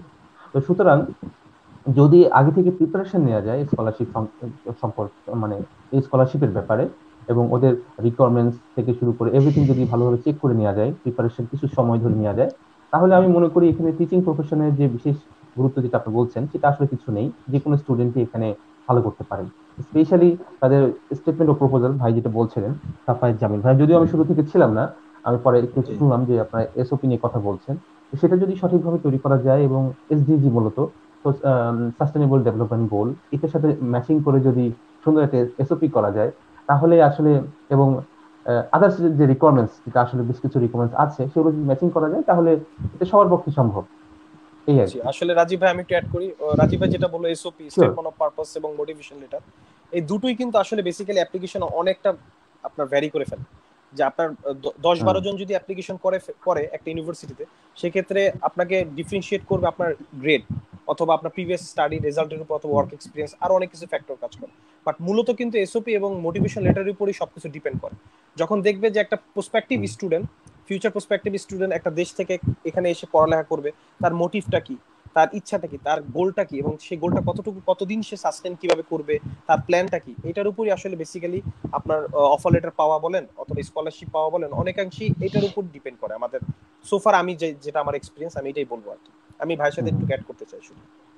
হুম হুম। জি, আমিও তাই আচ্ছা। মনে করি। জি। তবে এখানে একটা বিষয় আমার আমার ধারণা খুব একটা নেই যে সিজিপিএ কতটুকু এখানে প্রভাব ফেলে, হ্যাঁ, হ্যাঁ। মানে একজন স্টুডেন্টের। যেমন যদি সে মাস্টার্স করতে আসে তাহলে অনার্স, বা যদি দেশে থাকে কিনা মাস্টার্স থাকলে এটা কতটুকু ইম্প্যাক্ট ফেলে এটা আমার জানা নেই। তো আমি ধারণা করি যেহেতু কম্পিটিশন, এটা একটা কম্পিটিশন, তো সেক্ষেত্রে হয়তোবা ইম্প্যাক্ট থাকতে পারে। কিন্তু আপনার যদি আইএলটিএসটা ঠিক থাকে, আবার স্কুল অনুযায়ী আপনি কোথায় আসতে যাচ্ছেন, বিজনেস স্কুলে আসতে যাচ্ছেন কিনা, মেডিকেল সায়েন্স আসতে যাচ্ছেন কিনা, বা ইঞ্জিনিয়ারিং স্কুলগুলোতে আসতে যাচ্ছেন কিনা, এটা ডিপেন্ড করে আপনার সেই সাবজেক্ট ওরিয়েন্টেড রিকোয়ারমেন্টস। অনেক জিআরই জিম্যাট অনেক সময় কাজে লাগে। পাশাপাশি হ্যাঁ, এই বিষয়গুলো আপনার সিজিপি এর ব্যাপারগুলোকে মানে আমি আই থিঙ্ক ইয়ে করে ফেলে, ওভারকাম করে দেয়। সুতরাং যদি অনেকে এমন থাকে না যে সিজিপি অনেক কম, মনে করে যে আমার পক্ষে তো বাইরে যাওয়া সম্ভব না, কিন্তু আমি মনে করি যে সিজিপিএ ব্যাপারটা কম হলে ঠিক আছে, কিন্তু বাইরে অনেক সময় এসব অনেক কিছু দেখে না। তো সেক্ষেত্রে আপনার যদি আইএলটিএস, তারপরে GRE, statement of proposal, motivation letter, এই বিষয়গুলো যদি খুব সুন্দর রিচ থাকে, তাহলে দেখবেন যে এই প্রবলেম গুলো আপনি অনেকখানি ওভারকাম করতে পারবেন। ওভারকাম করা যায়। আচ্ছা, রাজীব ভাই, আমি আমি জি। আরেকটা কোশ্চেন করি আপনাকে। আমরা বিদেশের লেখাপড়া নিয়ে জি, আলোচনা করতেছি, আমি একটু দেশের কথা বলি আর কি। তো আপনি শিওর। সম্ভবত এগ্রো বিজনেসের স্টুডেন্ট ছিলেন, আমি যদি ভুল না করি। আমার ব্যাচেলরটা ছিল এগ্রি বিজনেস, ইয়েস, এরপরে আমি এ- এগ- ফাইন্যান্সে আর কি। আচ্ছা, এখন আমি যদি এখন ইন্টারমিডিয়েট পাশ করতাম, আমাকে কেউ জিজ্ঞেস করলে কোন সাবজেক্টে পড়বা, আমি বলতাম এগ্রি বিজনেস। আচ্ছা। এগ্রি বিজনেসটার ফিউচারটা আমার কাছে মনে হচ্ছে যে এখনের যে সাবজেক্ট গুলো আছে, ট্রেন্ডিং সাবজেক্ট যেগুলা, হুম বিবিএ হুম হুম। বলেন, ইঞ্জিনিয়ারিং বলেন, তার থেকে এগ্রি বিজনেসের প্রসপেক্টসটা অনেক বেশি মনে হচ্ছে। আপনার কি মনে হয় বিষয়টা নিয়ে? আমার কাছে তো সবসময় মনে হয় বলেই তো আমি সেখানে ভর্তি হয়েছিলাম। আচ্ছা আমি ওখানে আচ্ছা ফার্স্ট ব্যাচ ছিলাম অ্যাকচুয়ালি। তো আমিও আপনার মতো এই স্বপ্নগুলো নিয়েই ভর্তি হয়েছিলাম আসলে। আচ্ছা আচ্ছা আচ্ছা ভাই, আমি আপনার কাছে আসছি একটু পরে। আমি একটু আমাদের মালয়েশিয়ার ক্যান্ডিডেট, তার সাথে একটু কথা বলবি। ফয়সাল, মালয়েশিয়ান জি ক্যান্ডিডেট। বলো। ফয়সাল হচ্ছে জি মালয়েশিয়া যাওয়াটা মানে তুলনামূলক ভাবে দুই ভাই আছে, দুই ভাইয়ের যে দেশগুলো আছে, তো জি জি ওদের থেকে সোফার অনেকটা ইজি, অনেকটা ইজি। Easy easy. যেখানে আইএলটিএস এর ফ্যাক্ট থাকে না, দেন হুম স্কলারশিপের বিষয়গুলো অনেকটাই হুম আহ, না গেলেও চলে। মানে পাওয়া যাচ্ছে, স্কলারশিপ অনেকেই যাচ্ছে অনেক হুম হুম ইউনিভার্সিটি। হুম হুম বাংলাদেশ থেকে অনেক স্টুডেন্ট স্কলারশিপ ছাড়াও যাচ্ছে, কারণ অ্যাফোর্ডেবল ওই কস্টটা। হুম। তো আসলে ওই দেশে যে মানে কিভাবে সার্ভাইভ করবে ওই দেশে? মালয়েশিয়া কি একটা স্টুডেন্টের জন্য কাজ অ্যাভেলেবল, যে সেই স্টুডেন্টশিপের পাশাপাশি কাজ করে দেন লিভিং কস্ট মেনটেন করা সহজ মালয়েশিয়াতে? যেটা আমি শুরু থেকেই করছি, জার্মানি সম্বন্ধে জানলাম সাবেদ ভাই থেকে, সুইডেন থেকে আমাদের রাজীব ভাই। তো তারা সোফার ফ্রম মালয়েশিয়া। তো আমি এখান থেকে ইজিলি মুভ করা যায় ইউরোপে। হোয়াট আই মিন, হ্যাঁ হ্যাঁ। এখান থেকে ইজিলি মুভ করা যায়। যেই প্রভাবটা বাংলাদেশ থেকে একটা ফাইল একটা স্টুডেন্ট যদি জমা দেওয়া হয়, ওটা থেকে এখানে যদি এম্বাসি ফেস করা হয়, তার জন্য অনেক কিছু ইজি। আমি একটু পরে ধীরে ধীরে আস্তে আস্তে সবকিছু বলবো কিভাবে কি প্রসিডিউর। তো আহসান আমাকে কোয়েশ্চেন করেছে এখানে স্টুডেন্ট কিভাবে সার্ভাইভ করবে। তো আমি যখন আসছিলাম তখন হচ্ছে মিডিয়াম অফ ইনস্ট্রাকশন দিলেই হয়তো। তো 2019-এ এডুকেশন মিনিস্ট্রি থেকে একটা রুল জারি হয়েছে, মালয়েশিয়াতে এখন অলমোস্ট টপ লেভেলের যে ইউনিভার্সিটি গুলো আছে 6 পয়েন্ট লাগবে। উইদাউট 6 পয়েন্ট আইএলটিএস তারা দিবে না। 2019 লাস্ট নভেম্বর রিসেন্টলি ওটা নিয়ম হয়েছে আর কি। তো ওই জার্মানি সুইডেনের মতো এত কঠিন কিছু না। তো মুভ করার জন্য আসতে পারে। আর সার্ভাইভ বলতে এশিয়ার ভিতরে আমি যতটুকু জানি বা আছে কিনা এরকম, একদম চিপ কান্ট্রি মালয়েশিয়া, একদম চিপ কান্ট্রি। তো একটা ছেলে যদি এখানে আসে, স্টুডেন্ট এসে যদি পার্ট টাইম চাকরি করে, অ্যারাউন্ড আমি বেসিক বলবো অনেক বেশি পাওয়া যায়। যেটা নর্মাল মানে 50-50 সবাই পায়। তো হচ্ছে 1500 রিঙ্গিত সামথিং পাওয়া যায় ফুল টাইম পার্ট টাইম মিলে। 1500 রিঙ্গিত ইকুয়াল করলে হাসান ইকুয়াল 30,000 টাকা বাংলাদেশের টাকায়। তো 1500 রিঙ্গিত যদি সে আর্ন করে, সে থাকা আচ্ছা, এখন এখানে এখানে একটু অ্যাড করি, হুম, হুম, যে তোমার এই 1500 রিঙ্গিতের কথা বললা, জি তোমার ওই জি জি এডুকেশন এক্সপেন্স, লিভিং কস্ট আর জি। এই 1500 রিঙ্গিত, এটার ভিতরে ডিফারেন্সটা কেমন? মানে এই ডিফারেন্সটা কি অনেকে দেখা যাচ্ছে যে অনেক দেশে এরকমও হয় যে সেই স্টুডেন্টশিপ রেখে টাকা ইনকাম করে দেশেও পাঠাতে পারতেছে। জি অনেক জি জি জায়গায় মানে ইনকাম জি জি ফ্যাসিলিটি এত, আমি জানি না, জি আমি যাইনি বিদেশে, বাইরে হুম যাইনি, বাট আমি শুনি আর কি, শোনার কথা থেকে বললাম। তো জি অবশ্যই। মালয়েশিয়া কি এই ফ্যাসিলিটি গুলো? তো মনে হয় না, আমার মনে হয় না আছে কিনা, আমি জানি না, সেটাই জানতে চাচ্ছিলাম। না না, এখানে এত ফ্যাসিলিটি নাই। এখানে হাই যে ইউনিভার্সিটি গুলো আছে, হাই কস্টলি, এগুলা একটা স্টুডেন্ট সে ইনকাম করে এখানে সে টিউশন ফি দিতে পারবে না। টিউশন ফি দিতে পারবে না। আমি তো পিএইচডি পড়তেছি এখানে, তো পিএইচডি তে গ্যাদার করা যায়, কারণ পিএইচডি তে এখানে কোনো কস্ট নাই। পিএইচডি তে এখানে 2000 সামথিং ইয়ারলি একটা কস্ট। এটা হচ্ছে 2000 ইকুয়াল 40,000 লাইক বাংলাদেশি টাকা। এই করোনার সময় আমার পুরো টাকাই সরকারের ক্যান্সেল, মা এ, মানে পুরাই আমাকে স্কলারশিপ দিয়ে দিছে আর কি, বলছে আর দিতে হবে না। তো পিএইচডি হিসাব হচ্ছে আলাদা। তো অ্যারাউন্ড এমবিএ মাস্টার্স ব্যাচেলার এখানে কাজ করে দেওয়া সম্ভব না। সো আচ্ছা। Tough. Just for moving okay this is the best country. Okay. আচ্ছা, এটা একটা ট্রানজিট তার মানে নাকি? জি জি জি জি জি ট্রানজিট। যাক, ভালো বললা। আচ্ছা সাফায়েত ভাই, তো হ্যাঁ আপনি ওইখানে এমবিএ করতেছেন, পিএইচডিও করবেন আশা করি, এবং পিএইচডি করার পরের ফিউচারটা কি হবে ওইখানে? এটা কি আপনার চিন্তা ভাবনা কি বাংলাদেশে মুভ করলে আপনি অনেক ভালো কিছু করতে পারবেন, নাকি ওই দেশে থাকলে আপনার মনে হচ্ছে এটা বেটার হবে? আচ্ছা ঠিক আছে। আমি একটু কোশ্চেন উত্তরে যাওয়ার আগে আমি একটু ফয়সালের কথা অ্যাড করি। আমার একজন জি পরিচিত আছে, আমার ছোট ভাই, রায়হান সাইফ। ও কিন্তু মালয়েশিয়া থেকে সেম কাজটাই করছে। ও মালয়েশিয়ায় ডিগ্রি নিয়ে কমপ্লিট করছে, ব্যাচেলার ডিগ্রি। দেন ও মুভ করছে জার্মানিতে এবং he is doing very good. এবং সে খুবই ভালো একটা ছেলে এবং তার একাডেমিক গ্রেডও খুবই ভালো। সে বেসিক্যালি এই কাজটাই সে করছে এবং হায়ার ডিগ্রির জন্য কিন্তু আসলেই এভাবে মালয়েশিয়া কিন্তু খুব ভালো একটা ট্রানজিট। জাস্ট একটু অ্যাড করার জন্য আমি কথাটা বললাম। এবার আসি আমার ফিউচার প্ল্যান যেটা, সেটা হচ্ছে আমি আসলে এখানে মাস্টার্স করতেছি। তো আমার যে প্রাথমিক যে ইচ্ছাটা সেখানে হচ্ছে আমি অ্যাড করতে চাই একটু।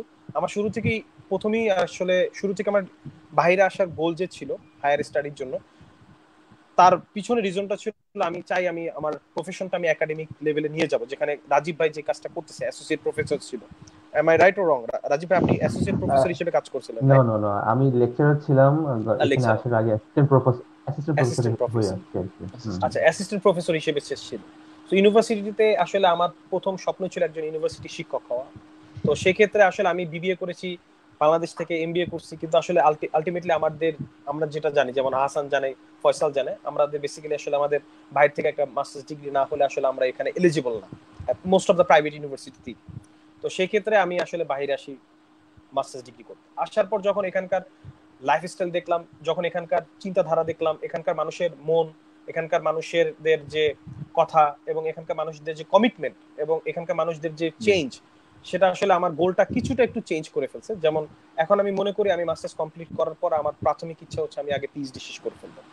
সো আগে আমি মাস্টার্স করি, দেন আমি পিএইচডির দিকে মুভ করবো। সো আমি যেহেতু এখন মাস্টার্সের থিসিসটা এনরোল করছি, সো আমার এখন টার্গেট হচ্ছে আমি মাস্টার শেষ করার পর আমি পিএইচডি যদি আমি সাথে সাথে শুরু করি, সেটা আমার জন্য অ্যাডভান্টেজ, যেহেতু আমার বয়স অল্প। পিএইচডি অনেকে একটু একটু এইজ হয়েও করে, আবার অনেকে একটু অল্প বয়সও করে। আবার অনেক দিক থেকে দেখা যাচ্ছে যে না, আমি 1-2 বছর জব মার্কেট আমি আগে আমার আরো একটা এক্সপিরিয়েন্স নেই, ইন্টারন্যাশনাল এক্সপোজার নেই। আমি দেশে জব করেছি সেটা এক বিষয়, বাট আমি যখন বাইরের দেশে একটা জব করব, জব করার পর সেখান থেকে ইন্টারন্যাশনাল যে কালচার, বিশেষ করে অফিস যে কালচার, সেটা যখন আমি অ্যাডাপ্ট করব, তখন কিন্তু আমার আসলে আমার পার্সোনাল ডেভেলপমেন্ট এবং আমার ক্যারিয়ার ডেভেলপমেন্টের ক্ষেত্রে বাহিরে একটা জব, সেটা আসলে আমার জন্য খুবই অ্যাডভান্টেজ। তো আমি ইচ্ছা আছে আমার পিএইচডি শুরু করে ফেলা, বাট ইন কেস যদি কিছু না হয়, সেক্ষেত্রে আমি পাশাপাশি আমি জবের জন্য ট্রাই করব। তো সেই ক্ষেত্রে আমাকে ল্যাঙ্গুয়েজ শিখতে হবে। আমি A2 লেভেল, মানে বেসিক যেটা A1 এবং A2, এই দুটো কমপ্লিট করেছি জার্মান ল্যাঙ্গুয়েজ। এখন আমার নেক্সট লেভেল B1 B2, আমি অলরেডি B1 এনরোলমেন্ট করছি এবং অনলাইনে ক্লাস করতেছি, ইউটিউব বলো অথবা আদার যে প্ল্যাটফর্মগুলো আছে তার মাধ্যমে। আমি আসলে এখন থিসিসের পাশাপাশি ল্যাঙ্গুয়েজ এবং আমার নিজের পার্সোনাল স্কিল ডেভেলপমেন্টে কাজ করতেছি, যাতে জব মার্কেটে বাই দ্য গ্র্যাজুয়েশন আমি নিজেকে একদম ফুলফিল করতে পারি, যে ল্যাঙ্গুয়েজ যে ব্যারিয়ারটা আছে, সেটা জব ক্ষেত্রে হোক, সেটা আমার ফিউচার পিএইচডি ক্ষেত্রে হোক। সো এই হচ্ছে আমার প্ল্যান। আর সেটেলমেন্টের যে ব্যাপারটা, এখন আসলে আমরা এখন কথা বলছি, এখন বাজে 9:51, আমরা 2 মিনিট পর বাঁচবো কিনা তারই কোনো গ্যারান্টি নেই। তো সেই ক্ষেত্রে ফিউচার যে প্ল্যানটা, হ্যাঁ আমার ইচ্ছা আছে আমি পিএইচডিটা কমপ্লিট করব। তো পিএইচডি কমপ্লিট করতে তো টাইম লাগে, প্রায় ইটস অলমোস্ট 4 or 5 ইয়ার্স, আর মাস্টার্স আমার মাত্র 4 ইয়ার্স, তাই না? সো সেই ক্ষেত্রে আমি আসলে এত মানে ফার্দার চিন্তা ভাবনা করব না। আমার ইচ্ছা আছে আমি দেশে ব্যাক করব, আর যদি দেশে ব্যাক করবই, সেটা যদি রাফলি যদি আমি ধরি যে পিএইচডি করার পর আমি একটু জব এক্সপেরিয়েন্স নিলাম, সবকিছু মিলিয়ে আমি নট মোর দেন 15 ইয়ার্স আমি বাইরে থাকবো। তো সেই ক্ষেত্রে আমার অলরেডি আমি 3 ইয়ার্স আমি এক্সপেন্ড করে ফেলছি। সো আরো 12 years, not more than 15 years আমি বাইরে থাকবো না, কারণ আলটিমেটলি আমার রুটে আমার আসার ইচ্ছা। তো এই হচ্ছে আমার প্ল্যান, এখন পর্যন্ত আমার প্ল্যান হচ্ছে আমার দেশে ব্যাক করা। That's all. আচ্ছা, রাজীব ভাইয়ের কাছে আমি একটা এইভাবেই এই কোশ্চেনটাকে একটু ঘুরিয়ে বলি। যেহেতু রাজীব ভাই, সাফায়েত ভাই বলেন আর ফয়সাল বলেন, তো ওনাদের প্রফেশনটা এখনো ফিক্সড হয় নাই, বাট রাজীব ভাইয়ের প্রফেশনটা কিন্তু অলরেডি ফিক্সড। সে কিন্তু বাংলাদেশে আসলেই সে ওইখান থেকে কন্টিনিউ করতে পারবে। তো আপনার কাছে কি মনে হয়, প্রফেশন হিসাবে কি বাংলাদেশে যেহেতু টিচিং প্রফেশন, অফকোর্স এটা হচ্ছে বাংলাদেশে একটা ফার্স্ট ক্লাস প্রফেশন, হ্যাঁ নোবেল প্রফেশন। তো আপনি হয়তোবা ওই দেশে সুইডেনও আপনি এরকম কিছু হতে পারবেন, তো আপনি কি প্রেফার করেন, যে আসলে বাংলাদেশে এসে আপনার প্রফেশনটা কন্টিনিউ করা, আর আপনি ওই দেশে থেকে ওই দেশ থেকেই আরো ভালো কিছু করা, কোনটা প্রেফার করছেন? খুবই সুন্দর একটা প্রশ্ন করেছেন আহসান ভাই, আপনাকে ধন্যবাদ। আমি শুধু সাফায়েত ভাইয়ের সাথে একটু অ্যাড করবো বিষয়টা নিয়ে। প্রথম কথা হচ্ছে, প্রতিটা মানুষই তার নিজ দেশে, আমার কথা কি শোনা যাচ্ছে? হ্যাঁ, আমরা শুনতে পাচ্ছি। ওকে।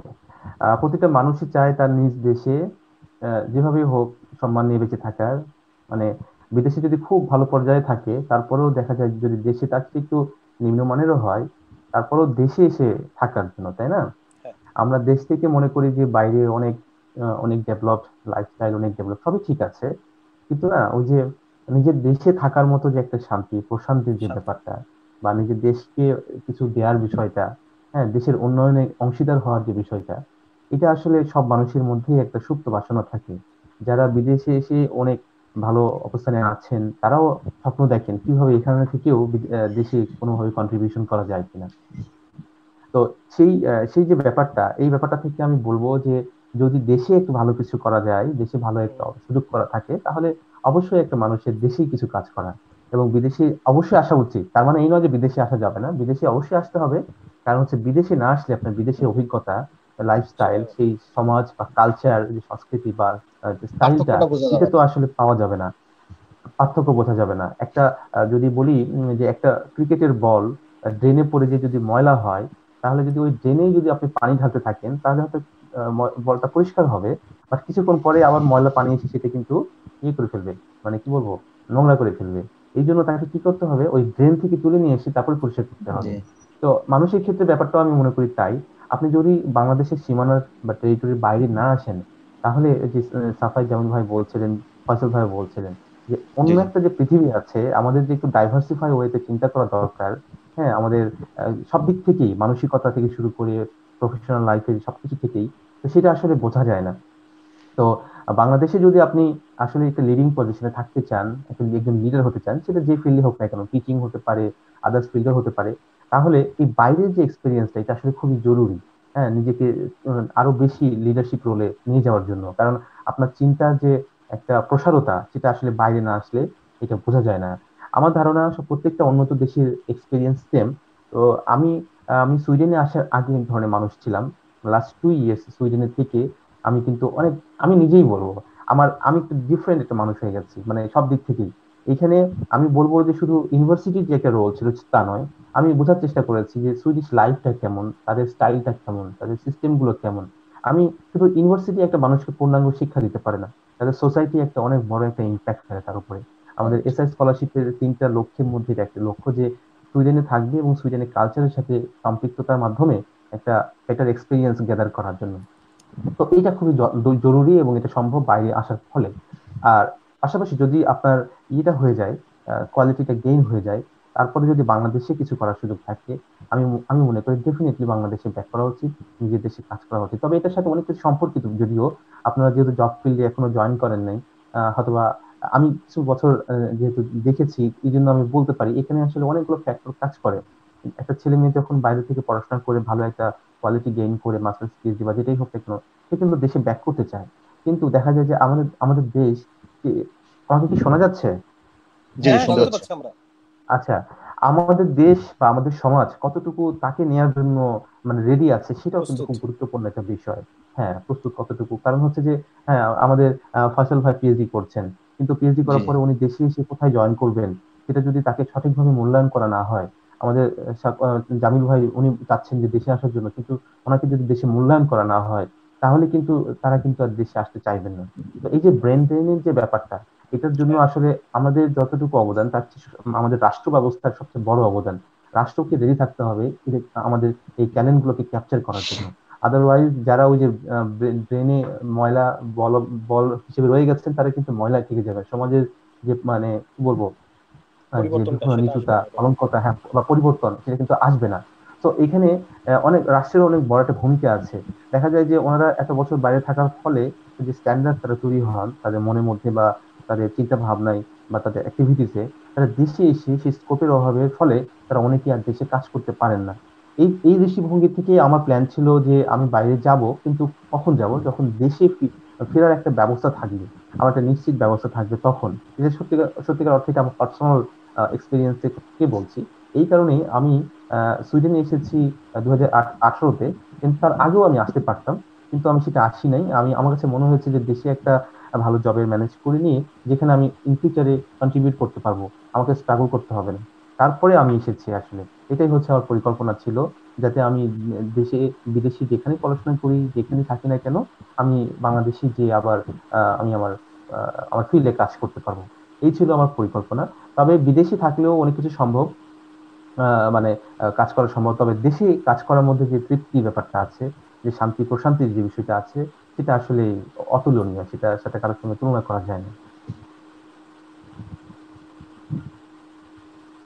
আচ্ছা, খুব গোছালো একটা আনসার দেখলাম ভাই আপনার কাছে, এবং মনে হচ্ছে যে যে শুনবে, আপনার এই সেন্টেন্সটা দুইবার শোনার আর ইচ্ছা থাকবে না, কারণ একবারই সব ক্লিয়ার হয়ে গেছে। ফয়সাল, Definitely.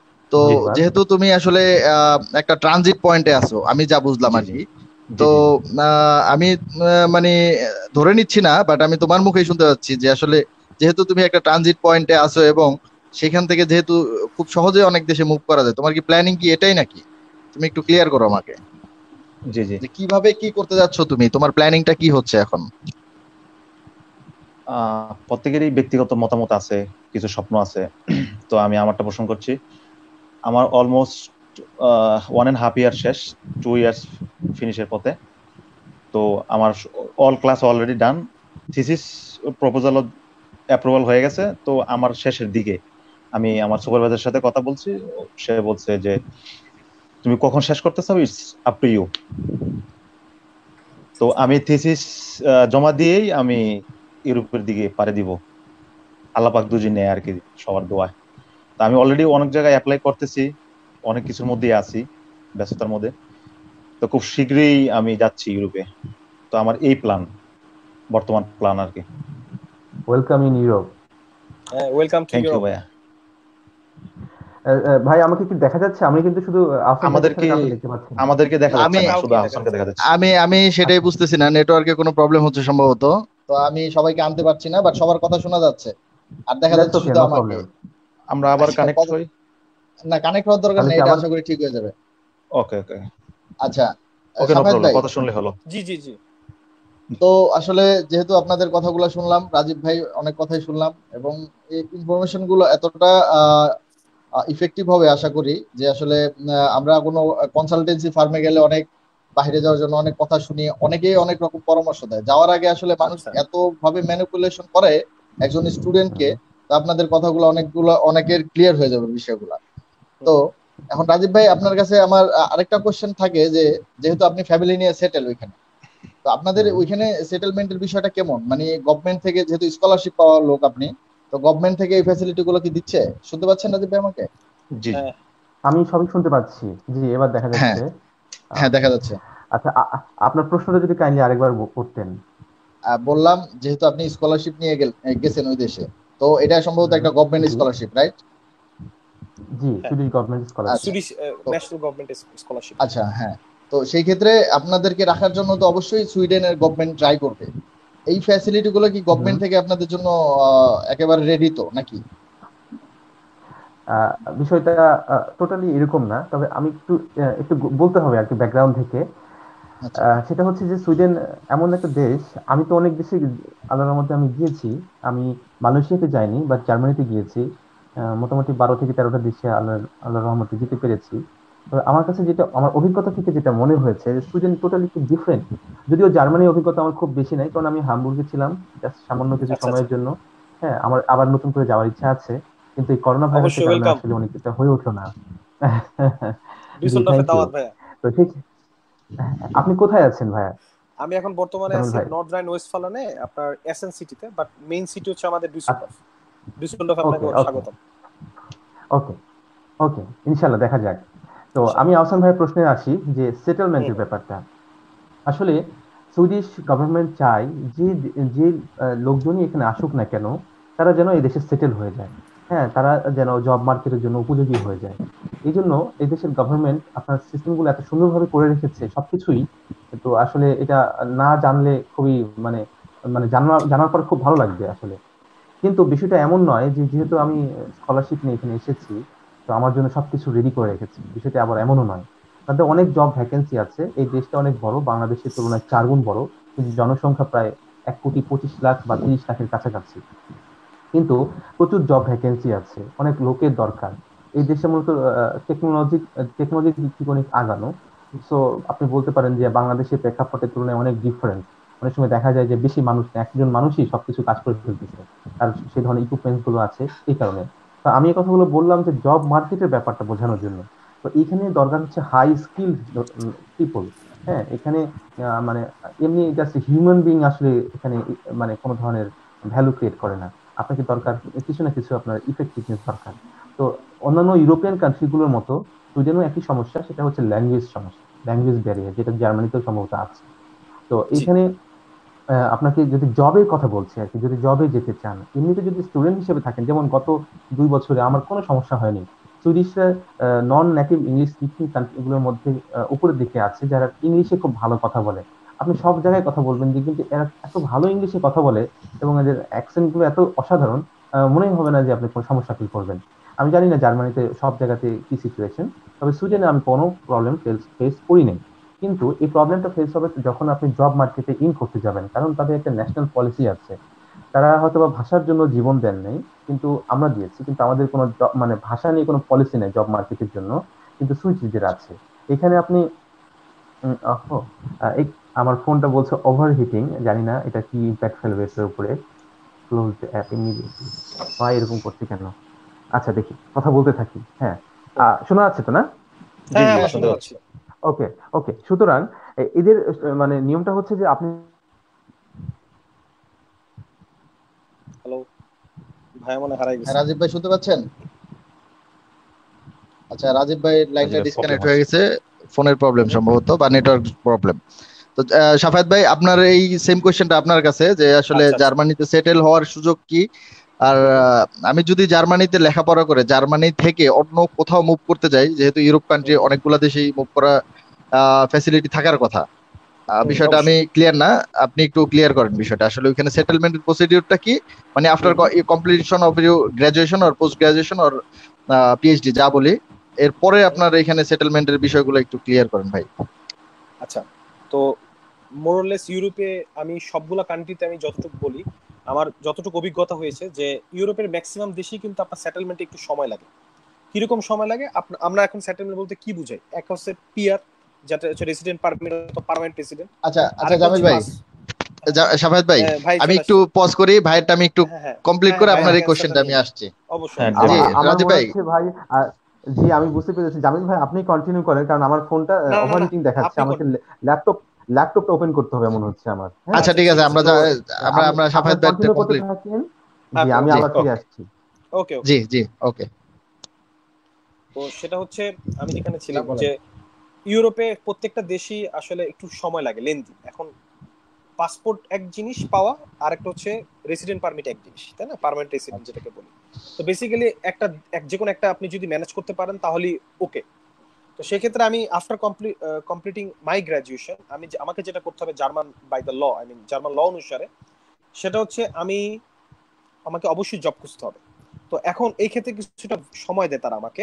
কিরকম সময় দেয়? তারা হচ্ছে আমাকে 18 মাস সময় দেয়, মোরলেস 1.5 বছর।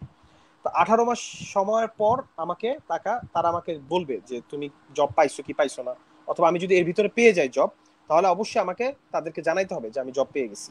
তো ফুল টাইম জবের জন্য আমাকে অ্যাপ্লাই করতে হবে, এবং ফুল টাইম জবের অ্যাপ্লিকেশনের জন্য প্রথম যে বাধা সেটা হচ্ছে, আসলে আমি এটা বাধা বলবো না, কারণ আমি যখন ব্যাচেলার লাইফে আমার আইবিটি তে পড়েছিলাম, তখন আমার একজন জি শিক্ষিকা ছিল ইংলিশ 101-এ। উনি আমারে বলছিল যে language is not a barrier. Language কখনো একটা ব্যারিয়ার হতে পারে না। এটা হচ্ছে একটা, এবং এটা একটা স্কিল, কিন্তু এটা নলেজও না। ল্যাঙ্গুয়েজ কখনো একটা নলেজ না, এটা একটা স্কিল। তো সেই ক্ষেত্রে স্কিল ডেভেলপমেন্ট কখনো ব্যারিয়ার হতে পারে না। তো সেই ক্ষেত্রে আমাকে অবশ্যই জার্মান ল্যাঙ্গুয়েজ জানতে হবে, এবং এটা অবশ্যই জানতে হবে আমাকে।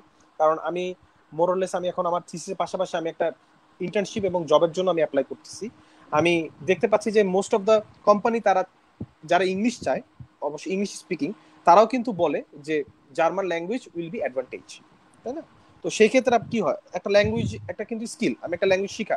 তো ছোটবেলা থেকে আমরা কি করি, ছোটবেলা থেকে যখন আমরা পাশ্চাত্য সংস্কৃতির মুভি দেখছি, তারপর পাশের দেশ ইন্ডিয়ান মুভি দেখছি, দেখতে দেখতে কিন্তু এখন আমরা অনেকেই কিন্তু হিন্দি ভাষা বলতে না পারি, কিছুটা বুঝি, তারা বুঝি। যে আসলে কি বলে, তাই না? হুম। আই এম সরি, আমার মোবাইলের ইটস ওকে। বেজে উঠছে ইটস ওকে। রিংটোন। তো যেটা হচ্ছে, আমরা কিন্তু কিছুটা হলেও হিন্দি বুঝি। তো সেক্ষেত্রে আমাদেরও উচিত ল্যাঙ্গুয়েজ এটাকে ব্যারিয়ার হিসেবে না নিয়ে ল্যাঙ্গুয়েজটাকে আমাদের সাদরে আমন্ত্রণ করে স্কিল হিসেবে নেওয়া উচিত। তো আমরা ল্যাঙ্গুয়েজ কমপ্লিট করার পর তখন আমাদের যে ডিগ্রি আছে, সেই ডিগ্রির যে সার্টিফিকেট গুলো, এগুলো যখন আমরা জব মার্কেটে যাব, আমরা যখন জব ম্যানেজ করবো ফুল টাইম জব, তখন আমাকে অ্যাটলিস্ট 2 বছর জার্মানদের যে রেন্টে সার্ভিস, আই মিন বাংলাদেশে ওয়ান কাইন্ড অফ লাইক কি বলে, ভুলে গেছি আমি, pension, one kind of pension. তুমি যখন 21 ওটা বলে 21, আই মিন 21 মনাটে, এর মানে হচ্ছে 21 মাস আর কি। তো 21 মাস যদি আমি এটা পে করি জার্মান গভর্নমেন্টকে আমার স্যালারি থেকে, তখন ওরা করবে কি, আমি আমি আসলে এলিজিবল হয়ে যাব আমি এখানকার রেসিডেন্ট পারমিট পাওয়ার জন্য। আমি বুঝাতে পারছি ব্যাপারটা? জি জি। তো সেক্ষেত্রে আমাকে রেসিডেন্ট পারমিট ওরা 21 মাস পর আমার যখন দেখবে যে আমি একুশটা পেনশন পে করছি জার্মান গভর্নমেন্টকে, তখন ওরা আমাকে পার্মানেন্ট রেসিডেন্টশিপের জন্য অ্যাপ্লিকেশনের জন্য ওরা যে বাধাটা থাকে সেটা খুলে দিবে। এখন এই ক্ষেত্রে আরেকটা অপশন আছে, সেটা হচ্ছে ব্লু কার্ড। তো ব্লু কার্ডটা কি? ইউরোপের ব্লু কার্ড হচ্ছে খুবই ভাইটাল থিংস, কারণ ব্লু কার্ড হচ্ছে এমন একটা জিনিস যে যদি তোমার ব্লু কার্ড থাকে তুমি ইউরোপের সব দেশে জব করতে পারবা, সব দেশে থাকতে পারবা। তো সেই ক্ষেত্রে ব্লু কার্ডে কিছু রিকোয়ারমেন্ট আছে। তো most of the time requirement হচ্ছে স্যালারি, লাইক এটা আমি যতটুকু জানি ব্লু কার্ডের স্যালারি রিকোয়ারমেন্টটা একটু হাই। আমি আমি আসলে আমার একটু ইনফরমেশনে গ্যাপ আছে, কারণ আমি অনেক আগের যে ইনফরমেশন তার উপর বেস করতেছি। সেক্ষেত্রে 45,000 ইউরো ইয়ারলি, হ্যাঁ অ্যানুয়ালি 45,000 ইউরো যদি আমি ইনকাম করতে পারি তাহলে মনে হয় আমি ব্লু কার্ডে অ্যাপ্লিকেশনে এলিজিবল। আবার এটা 50,000 ইউরো হয় সাবজেক্ট, ইঞ্জিনিয়ারিংদের জন্য একটু কম, বিজনেস স্টুডেন্টদের জন্য একটু বেশি। ওকে, আমি বুঝতে পারছি। তো ব্লু কার্ড একটা বিষয়। আর যে তাহলে কি হয়, আমি সমস্ত ইউরোপে আমি থাকতে পারবো, সমস্ত ইউরোপে আমি আমার বাসস্থান এবং কর্মসংস্থান আমি নিজেই জোটাইতে পারবো, এখানে কোনো বাধা থাকবে না আমার। এবার আসি শুধুমাত্র জার্মানির ক্ষেত্রে, আমাকে অবশ্যই 21 মাস রেন্টে পে করতে হবে, এইটা একটা ওয়ে। এরপর আমাকে ওরা নিদারলাসুং যেটাকে বলে জার্মান ল্যাঙ্গুয়েজে, যেটাকে আমরা কাইন্ড অফ ইউএসএ তে বলি green card, one kind of green card. তো ওইটা আমাকে ওরা প্রোভাইড করবে। সেটা আমি যখন 21 মাস রেন্টে পে করে ফেলবো অথবা 21 মাস পেনশন দিয়ে ফেলবো, তখন ওরা আমাকে সেই পেপারটা সাবমিট অপশন খুলে দিবে, আমরা সাবমিট করব। করার পর তখন ওরা আমাকে অ্যানাদার একটা রেসিডেন্ট পারমিট দিবে। It might be like 5 years or more then 5 years or less then 5 years, এটা ভ্যারি করে, এরিয়া টু এরিয়া এটা ভ্যারি করে। তো ইন টোটাল যখন আমি জার্মানিতে টোটাল 8 বছর থাকবো লিগালি, হোক সেটা স্টুডেন্ট হোক সেটা জব, না আমি জব নিয়ে 21 মাস জব করছি অথবা এরও বেশি জব করছি। তো এখানে একটু ইনফরমেশন গ্যাপ আছে, সেটা হচ্ছে আমি শিওর না। সেটা হচ্ছে স্টুডেন্ট হিসেবে যদি আমি 3 বছর এখন যেমন আছি 3 বছর, এটা আমি যতটুকু জানি, আমি আমার সিনিয়র ভাইদের কাছ থেকে শুনেছি, এটার অথেন্টিকেশন আমি এখনো জানি না, অফ দ্য রেকর্ডে আমি বলছি, এটা কাউন্ট হবে 1.5 বছর, মানে তোমরা স্টুডেন্ট হিসেবে যত থাকবা তার অর্ধেক কাউন্ট হবে। তো সেই ক্ষেত্রে আমি যদি এখন 8 বছর থাকতে হয়, সেক্ষেত্রে আমার হয়ে গেছে এখন 1.5 বছর। এখন কিন্তু তাই বলে যে আমাকে 8 বছর আমি স্টুডেন্ট থাকবো, আমাকে তার মানে হিসাবে করলে 16 বছর আমাকে স্টুডেন্ট থাকতে হবে, তো এটা এভাবে আবার হবে না। মানে আইনের ফাঁক এখানে নাই। সেখানে এটা কাউন্ট হবে কখন, যখন আমি জব পেয়ে যাব, তখন যখন আমার 8 বছর ফুলফিল হবে এইভাবে, তখন আমাকে কি করবো ওরা, আমাকে জার্মান পাসপোর্ট যেটাকে আমরা বলি রেড পাসপোর্ট, এখন বর্তমানে সিঙ্গাপুরের পাসপোর্টটা সবচেয়ে ভ্যালুয়েবল ওয়ার্ল্ডে, বাট 2 নাম্বার পাসপোর্টই আমার জানা মতে জার্মানি পাসপোর্ট, বাট এর আগে সবসময় জার্মানি নাম্বার 1 থাকে। তো জার্মান পাসপোর্টটা, রেড পাসপোর্টটা খুবই ভ্যালুয়েবল ওয়ার্ল্ডে, খুবই রিকগনাইজ এই পাসপোর্টটা। তখন আমাকে পাসপোর্টে অ্যাপ্লাই করার জন্য ওরা আমাকে যে রুলস গুলো থাকে সেটা সরাই নিবে যখন আমার 8 বছর হয়ে যাবে, এবং আমি যখন কন্টিনিউয়াসলি জব করব, এবং আমি যখন 21 মাসের যে প্রাইমারি যেই রেন্টে আই মিন যে পেনশন লিমিটটা আছে সেটা যখন পে করার পর আমি যদি জবলেসও থাকি সমস্যা নাই, ওরা আমাকে এটাকে বলে হচ্ছে ওরা জবের, আমার যখন বেকার ভাতা যেটা বলি বাংলায়, সেটাও পে করবে। সো 21 মাস অবশ্যই আমাকে জব করতে হবে, এবং আমাকে একটা অফিসিয়াল জব নিতে হবে, এবং এটা স্যালারি রিকোয়ারমেন্ট থাকে, এবং অবশ্যই আমাকে আমার গ্র্যাজুয়েশন ডিগ্রি কমপ্লিট করতে হবে। তো নতুন জার্মানের একটু একটু শুনতে লাগে tricky, but it's not tricky actually. যখন এই সিস্টেমে আমি পড়ে যাব তখন এই সিস্টেমেই কিন্তু অটোমেটিক আমার গাড়িটা চলবে। তো আরেকটা জিনিস হচ্ছে ওরা কিছুটা নরম হচ্ছে স্টুডেন্টদের ক্ষেত্রে, কারণ এখন গ্লোবালাইজেশনের যুগ, ওদেরও কর্মসংস্থান খালি হচ্ছে প্রচুর। সো ওরাও চাচ্ছে স্কিল এবং শিক্ষিত ছেলেপেলে অথবা শিক্ষিত স্টুডেন্ট, যেহেতু ওরা এত কষ্ট করে, আমরা এত কষ্ট করে পড়ালেখা করি, এবং ওরা যেহেতু এত ফ্রি এডুকেশন দিচ্ছে, তো এখন ওরা যদি ওদের ইমিগ্রেশন সিস্টেমটা যদি একটু শিথিল না করে অন্যান্য দেশের মতো, লাইক কানাডা অথবা অন্যান্য দেশের মতো, তাহলে কিন্তু ওদেরই বেনিফিট হচ্ছে না, তাই না? আমি এত দামি একটা ডিগ্রি নিয়ে বাংলাদেশে চলে আসছি, অথবা আমি ওই দেশে জব না করে বাংলাদেশে চলে আসছি, তাহলে এটা কিন্তু আলটিমেটলি ওদেরই লস। তো সেই ক্ষেত্রে ওরা আস্তে আস্তে, সবকিছু না, আস্তে আস্তে একটু শিথিল করছে। যেমন নতুন এই বছরের জানুয়ারিতে আমি যতটুকু জানি একটা বিল পাস হয়েছে, সেখানে বলা হয়েছে যে আমরা যে ব্যাচেলার ডিগ্রি করেছি বাংলাদেশে অথবা যে মাস্টার্স ডিগ্রি করেছি, আমরা জানি বাইরে যখন অ্যাপ্লাই করে, লাইক কানাডায় WES অথবা ECA সামথিং করতে হয়, ইভালুয়েশন করতে হয় সার্টিফিকেটটা। তো আমি ওরকম জার্মান লতে আমরা যদি ইভালুয়েশন করি তখনই আমরা জব মার্কেট ঢুকে যেতে পারবো। আমরা আমাদের যে রানিং যে ডিগ্রি জার্মানিতে সেটা যদি আমরা শেষও না করি কোনো প্রবলেম নাই, বাট আমরা প্রিভিয়াস ডিগ্রি যদি জার্মান ইউনিভার্সিটি যে ইকুইভ্যালেন্ট যে ডিগ্রিটা, না আমার ব্যাচেলার ডিগ্রিটা জার্মান ব্যাচেলার ডিগ্রি সমমান, এই সার্টিফিকেটটা অ্যারেঞ্জ করব, এটা অ্যাপ্লাই করলেই অ্যারেঞ্জ করা যায়। সেক্ষেত্রে তখন কি হয়, লাইক আমি BBA-MBA-টা ইভালুয়েশন করলাম, তখন আমার কি হলো যে বাংলাদেশের ডিগ্রিটা like kind of Greenwich university থেকে কিন্তু ও যেই ডিগ্রিটা নিচ্ছে আমাদের ফয়সাল, এই সেম জিনিসটাই কিন্তু সে কিন্তু নিয়ে ফেলছে। তো কাইন্ড অফ এই জিনিসটাই আমি ডিগ্রি নিছি বাংলাদেশে, কিন্তু এটা ইকুইভ্যালেন্ট হবে জার্মান ডিগ্রিতে। তো তো তখন আমি আমার যে রানিং যে কোর্সটা সেটা যদি আমি শেষ নাও করি, তবু আমি জব মার্কেটে অ্যাপ্লিকেশনের এলিজিবিলিটি আমার হয়ে যাবে।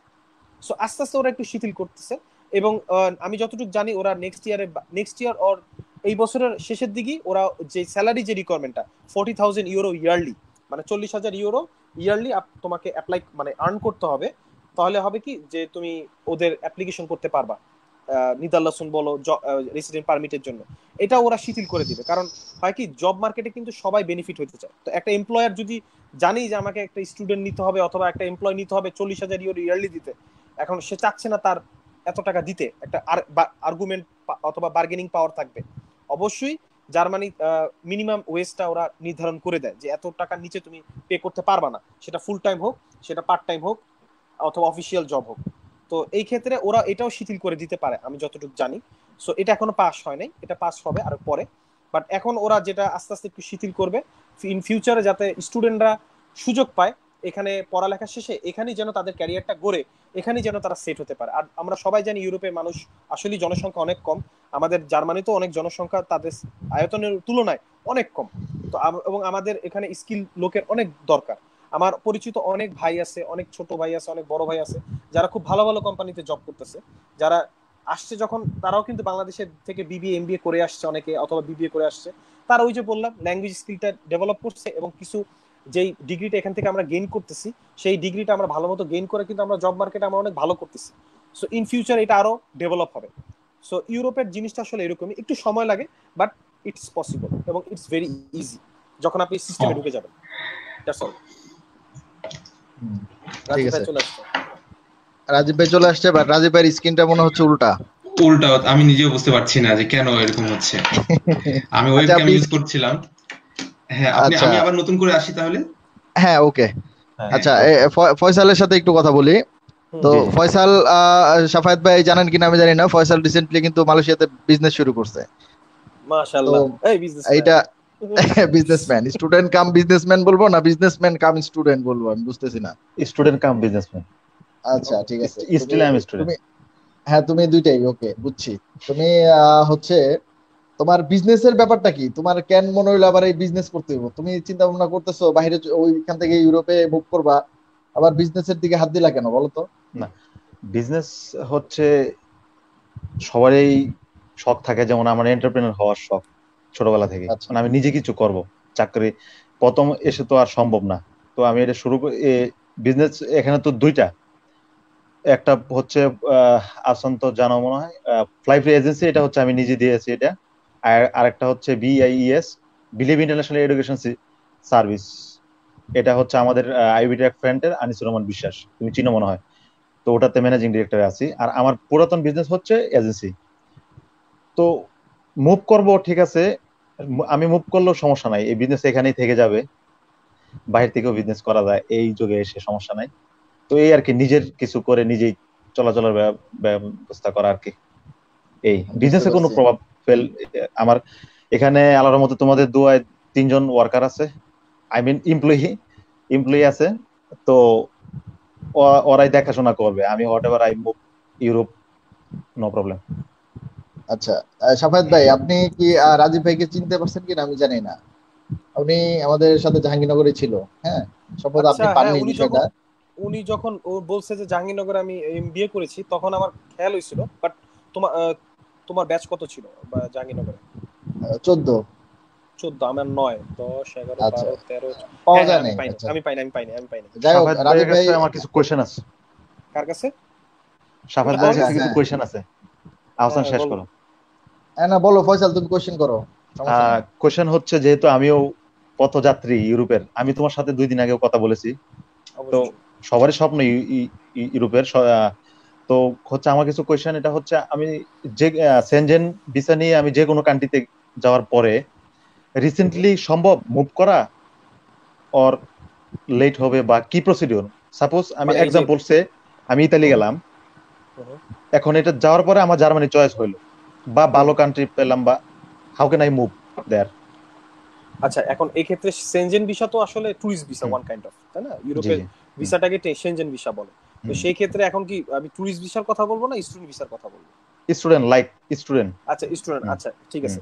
তো সেই ক্ষেত্রে আমি আমার যতটুকু আমার এক্সপিরিয়েন্স আছে, যেমন আমার পরিচিত একজন আছে, সে স্পেনের একটা ইউনিভার্সিটিতে ব্যাচেলর করতো, বাট ও মুভ করছে জার্মানিতে।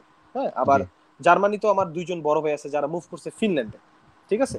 তো এরকম এই ক্ষেত্রে সেম প্রসিডিউর, যে আমি যখন অ্যাপ্লিকেশনে অফার লেটার পাবো, আমি যখন অফার যে কান্ট্রিতে আমি যেতে চাই সেই ইউনিভার্সিটিগুলোতে আমি অ্যাপ্লিকেশন করার পর যখন অফার লেটার পাবো, তখন আমি এমবাসি অবশ্যই আমাকে ফেস করতে হবে।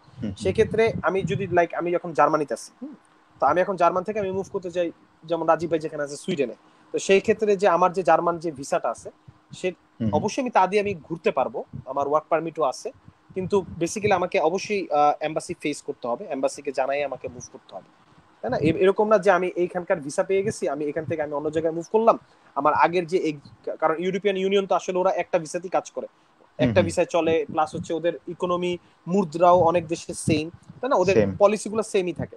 তো সেই ক্ষেত্রে আমার যতটুকু আমি জানি, আমাকে অবশ্যই মুভ করার পর আমি যে সিটিতে মুভ করব, লাইক আমি এখন ফিনল্যান্ড যদি মুভ করি অথবা সুইডেন যদি মুভ করি, আমার বাসা যেখানে থাকবে সেখানকার সিটি রেজিস্ট্রেশন করতে হয়। লাইক আমাদের এখানকার যেমন কি বলে সিটি কর্পোরেশনে থাকে না, ওয়ার্ড কাউন্সিল যেমন থাকে না, আমাদের ওয়ার্ড, আমি যেমন ওয়ার্ড করলাম, আমি ওয়ার্ডে আসলাম, নতুন ওয়ার্ডে, সেখানে আমি আসার পর আমার সেই ওয়ার্ড কাউন্সিলে যায় অথবা সিটি রেজিস্ট্রেশন করতে হবে, লাইক আমি এখানে আসছি, আমাকে জানাইতে হবে, ঠিক আছে। তারপর এইভাবে রেজিস্ট্রেশন করতে হবে, হাউস রেজিস্ট্রেশন করতে হয় নিজের নামে, মানে চিঠির বক্সে যেন আমার নাম থাকে, কাইন্ড অফ এরকম ইউরোপের সিস্টেম গুলো এরকম। তারপর আমার যদি ভিসা থাকে, সেই ভিসা নিয়ে আমাকে দেখা করতে হবে যে আমার এই ভিসা আছে, সে এই ভিসা কতটুকু এলিজিবল, আর আমি কাজ করতে পারবো কিনা, অথবা আমি এই ভিসা নিয়ে আমি স্টুডেন্ট ক্যারি করতে পারবো কিনা, সেটা তারা সেই ভিসার উপর ডিপেন্ড করে।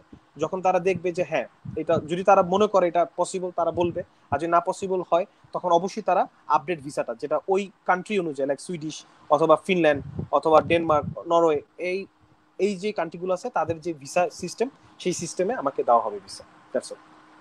So you can move. So much শাবাদ ভাই, welcome. It will be very helpful for me. আচ্ছা, যাই হোক, খুব ভালো, শাবাদ ভাইয়ের বোঝানোর সিস্টেমটা খুব ভালো ছিল, বোঝা গেছে, ক্লিয়ার বোঝা গেছে, এবং আশা করি সবাই বুঝতে পারছে।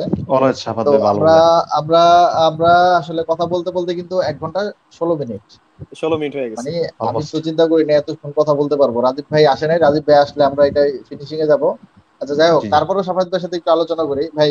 এখন ওইখানে আপনি কিভাবে, মানে যেটা বলে যে স্টুডেন্টদের একটা কমিউনিটি থাকে, যেহেতু সব দেশেই স্টুডেন্টদের কমিউনিটি গুলো থাকে, হ্যাঁ, তো জার্মানিতে কি অবস্থা? আপনারা কমিউনিটি নিয়ে এখন কিভাবে মানে দিনকাল পার করতে পারেন, বা তাদের সাথে ওঠা বসাটা কেমন আপনাদের? আচ্ছা, ঠিক আছে। তো এটা আসলে বেসিক্যালি আমাদের ওভারঅল জার্মানির জন্য কিছু গ্রুপ আছে। আমি গ্রুপের নাম এভাবে পাবলিশ, মানে লাইভে বলা যায় কিনা আমি আসলে জানি না, কারণ আমি অনেকের সাথেই যুক্ত আছি। বাট আমি আমার স্টেটের কথা বলি, আমার স্টেটে একজন আছে, মানে একটা গ্রুপ আছে আর কি, সেই গ্রুপেও আমি ভলান্টিয়ার হিসেবে কাজ করি। তো লাস্ট আমাদের কিছু প্রোগ্রাম হয়েছে, সেই প্রোগ্রামে আমি অ্যাঙ্কর ছিলাম, একটা প্রোগ্রাম আমি অ্যাঙ্করও করছি। তো কমিউনিটির নাম হচ্ছে NRW বাংলাদেশ। আমার নর্থ রাইন ওয়েস্টফালান, এটা হচ্ছে আমাদের স্টেটের নাম, তো সংক্ষেপে NRW আর বাংলাদেশ। হ্যাঁ, NRW বাংলাদেশ, আপনারা নেটে গেলেই পাবেন, আমি ফেসবুকে আছে।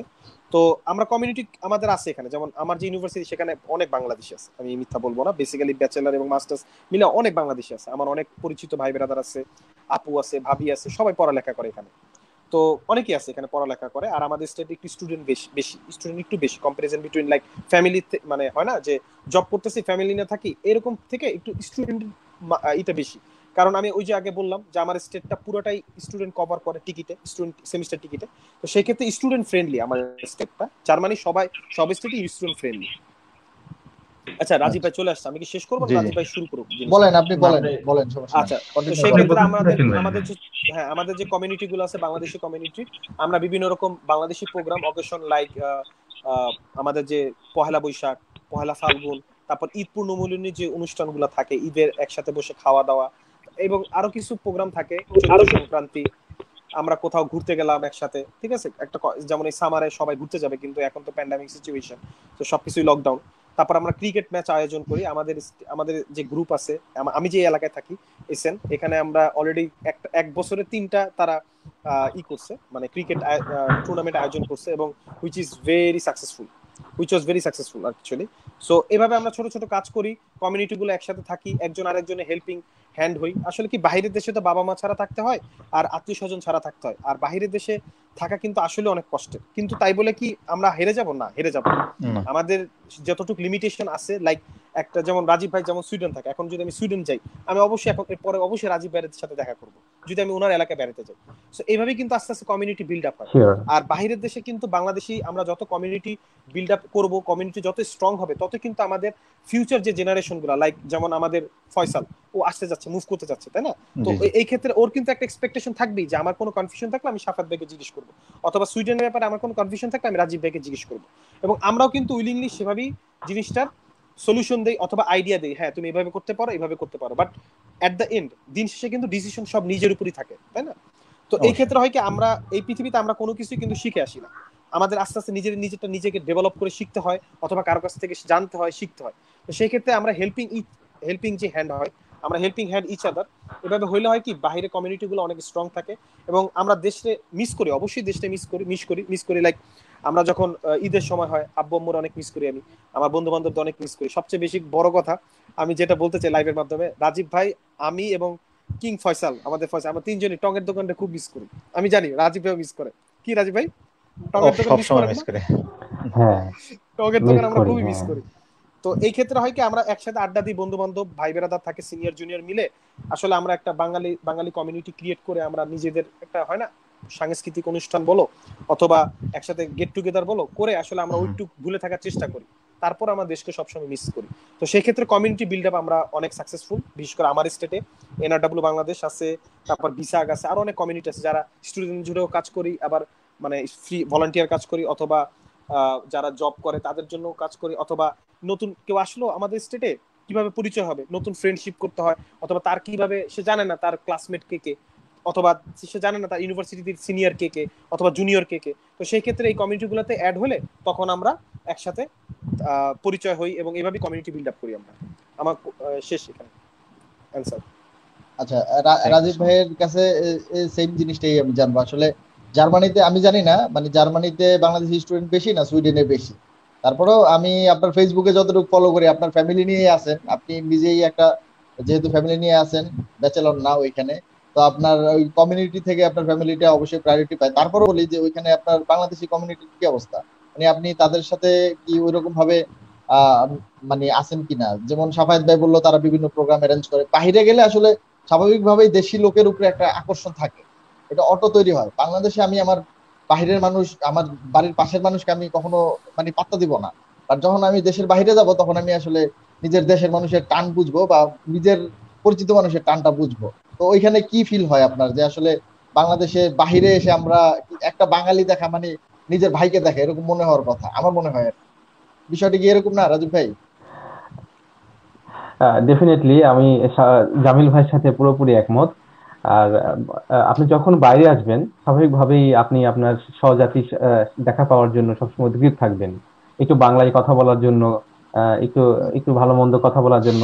টঙের দোকান না থাকলেও সেই একটা আমেজটা নেওয়ার জন্য হ্যাঁ, সবসময় একটা সুযোগ সুযোগ খোঁজার চেষ্টা থাকেই।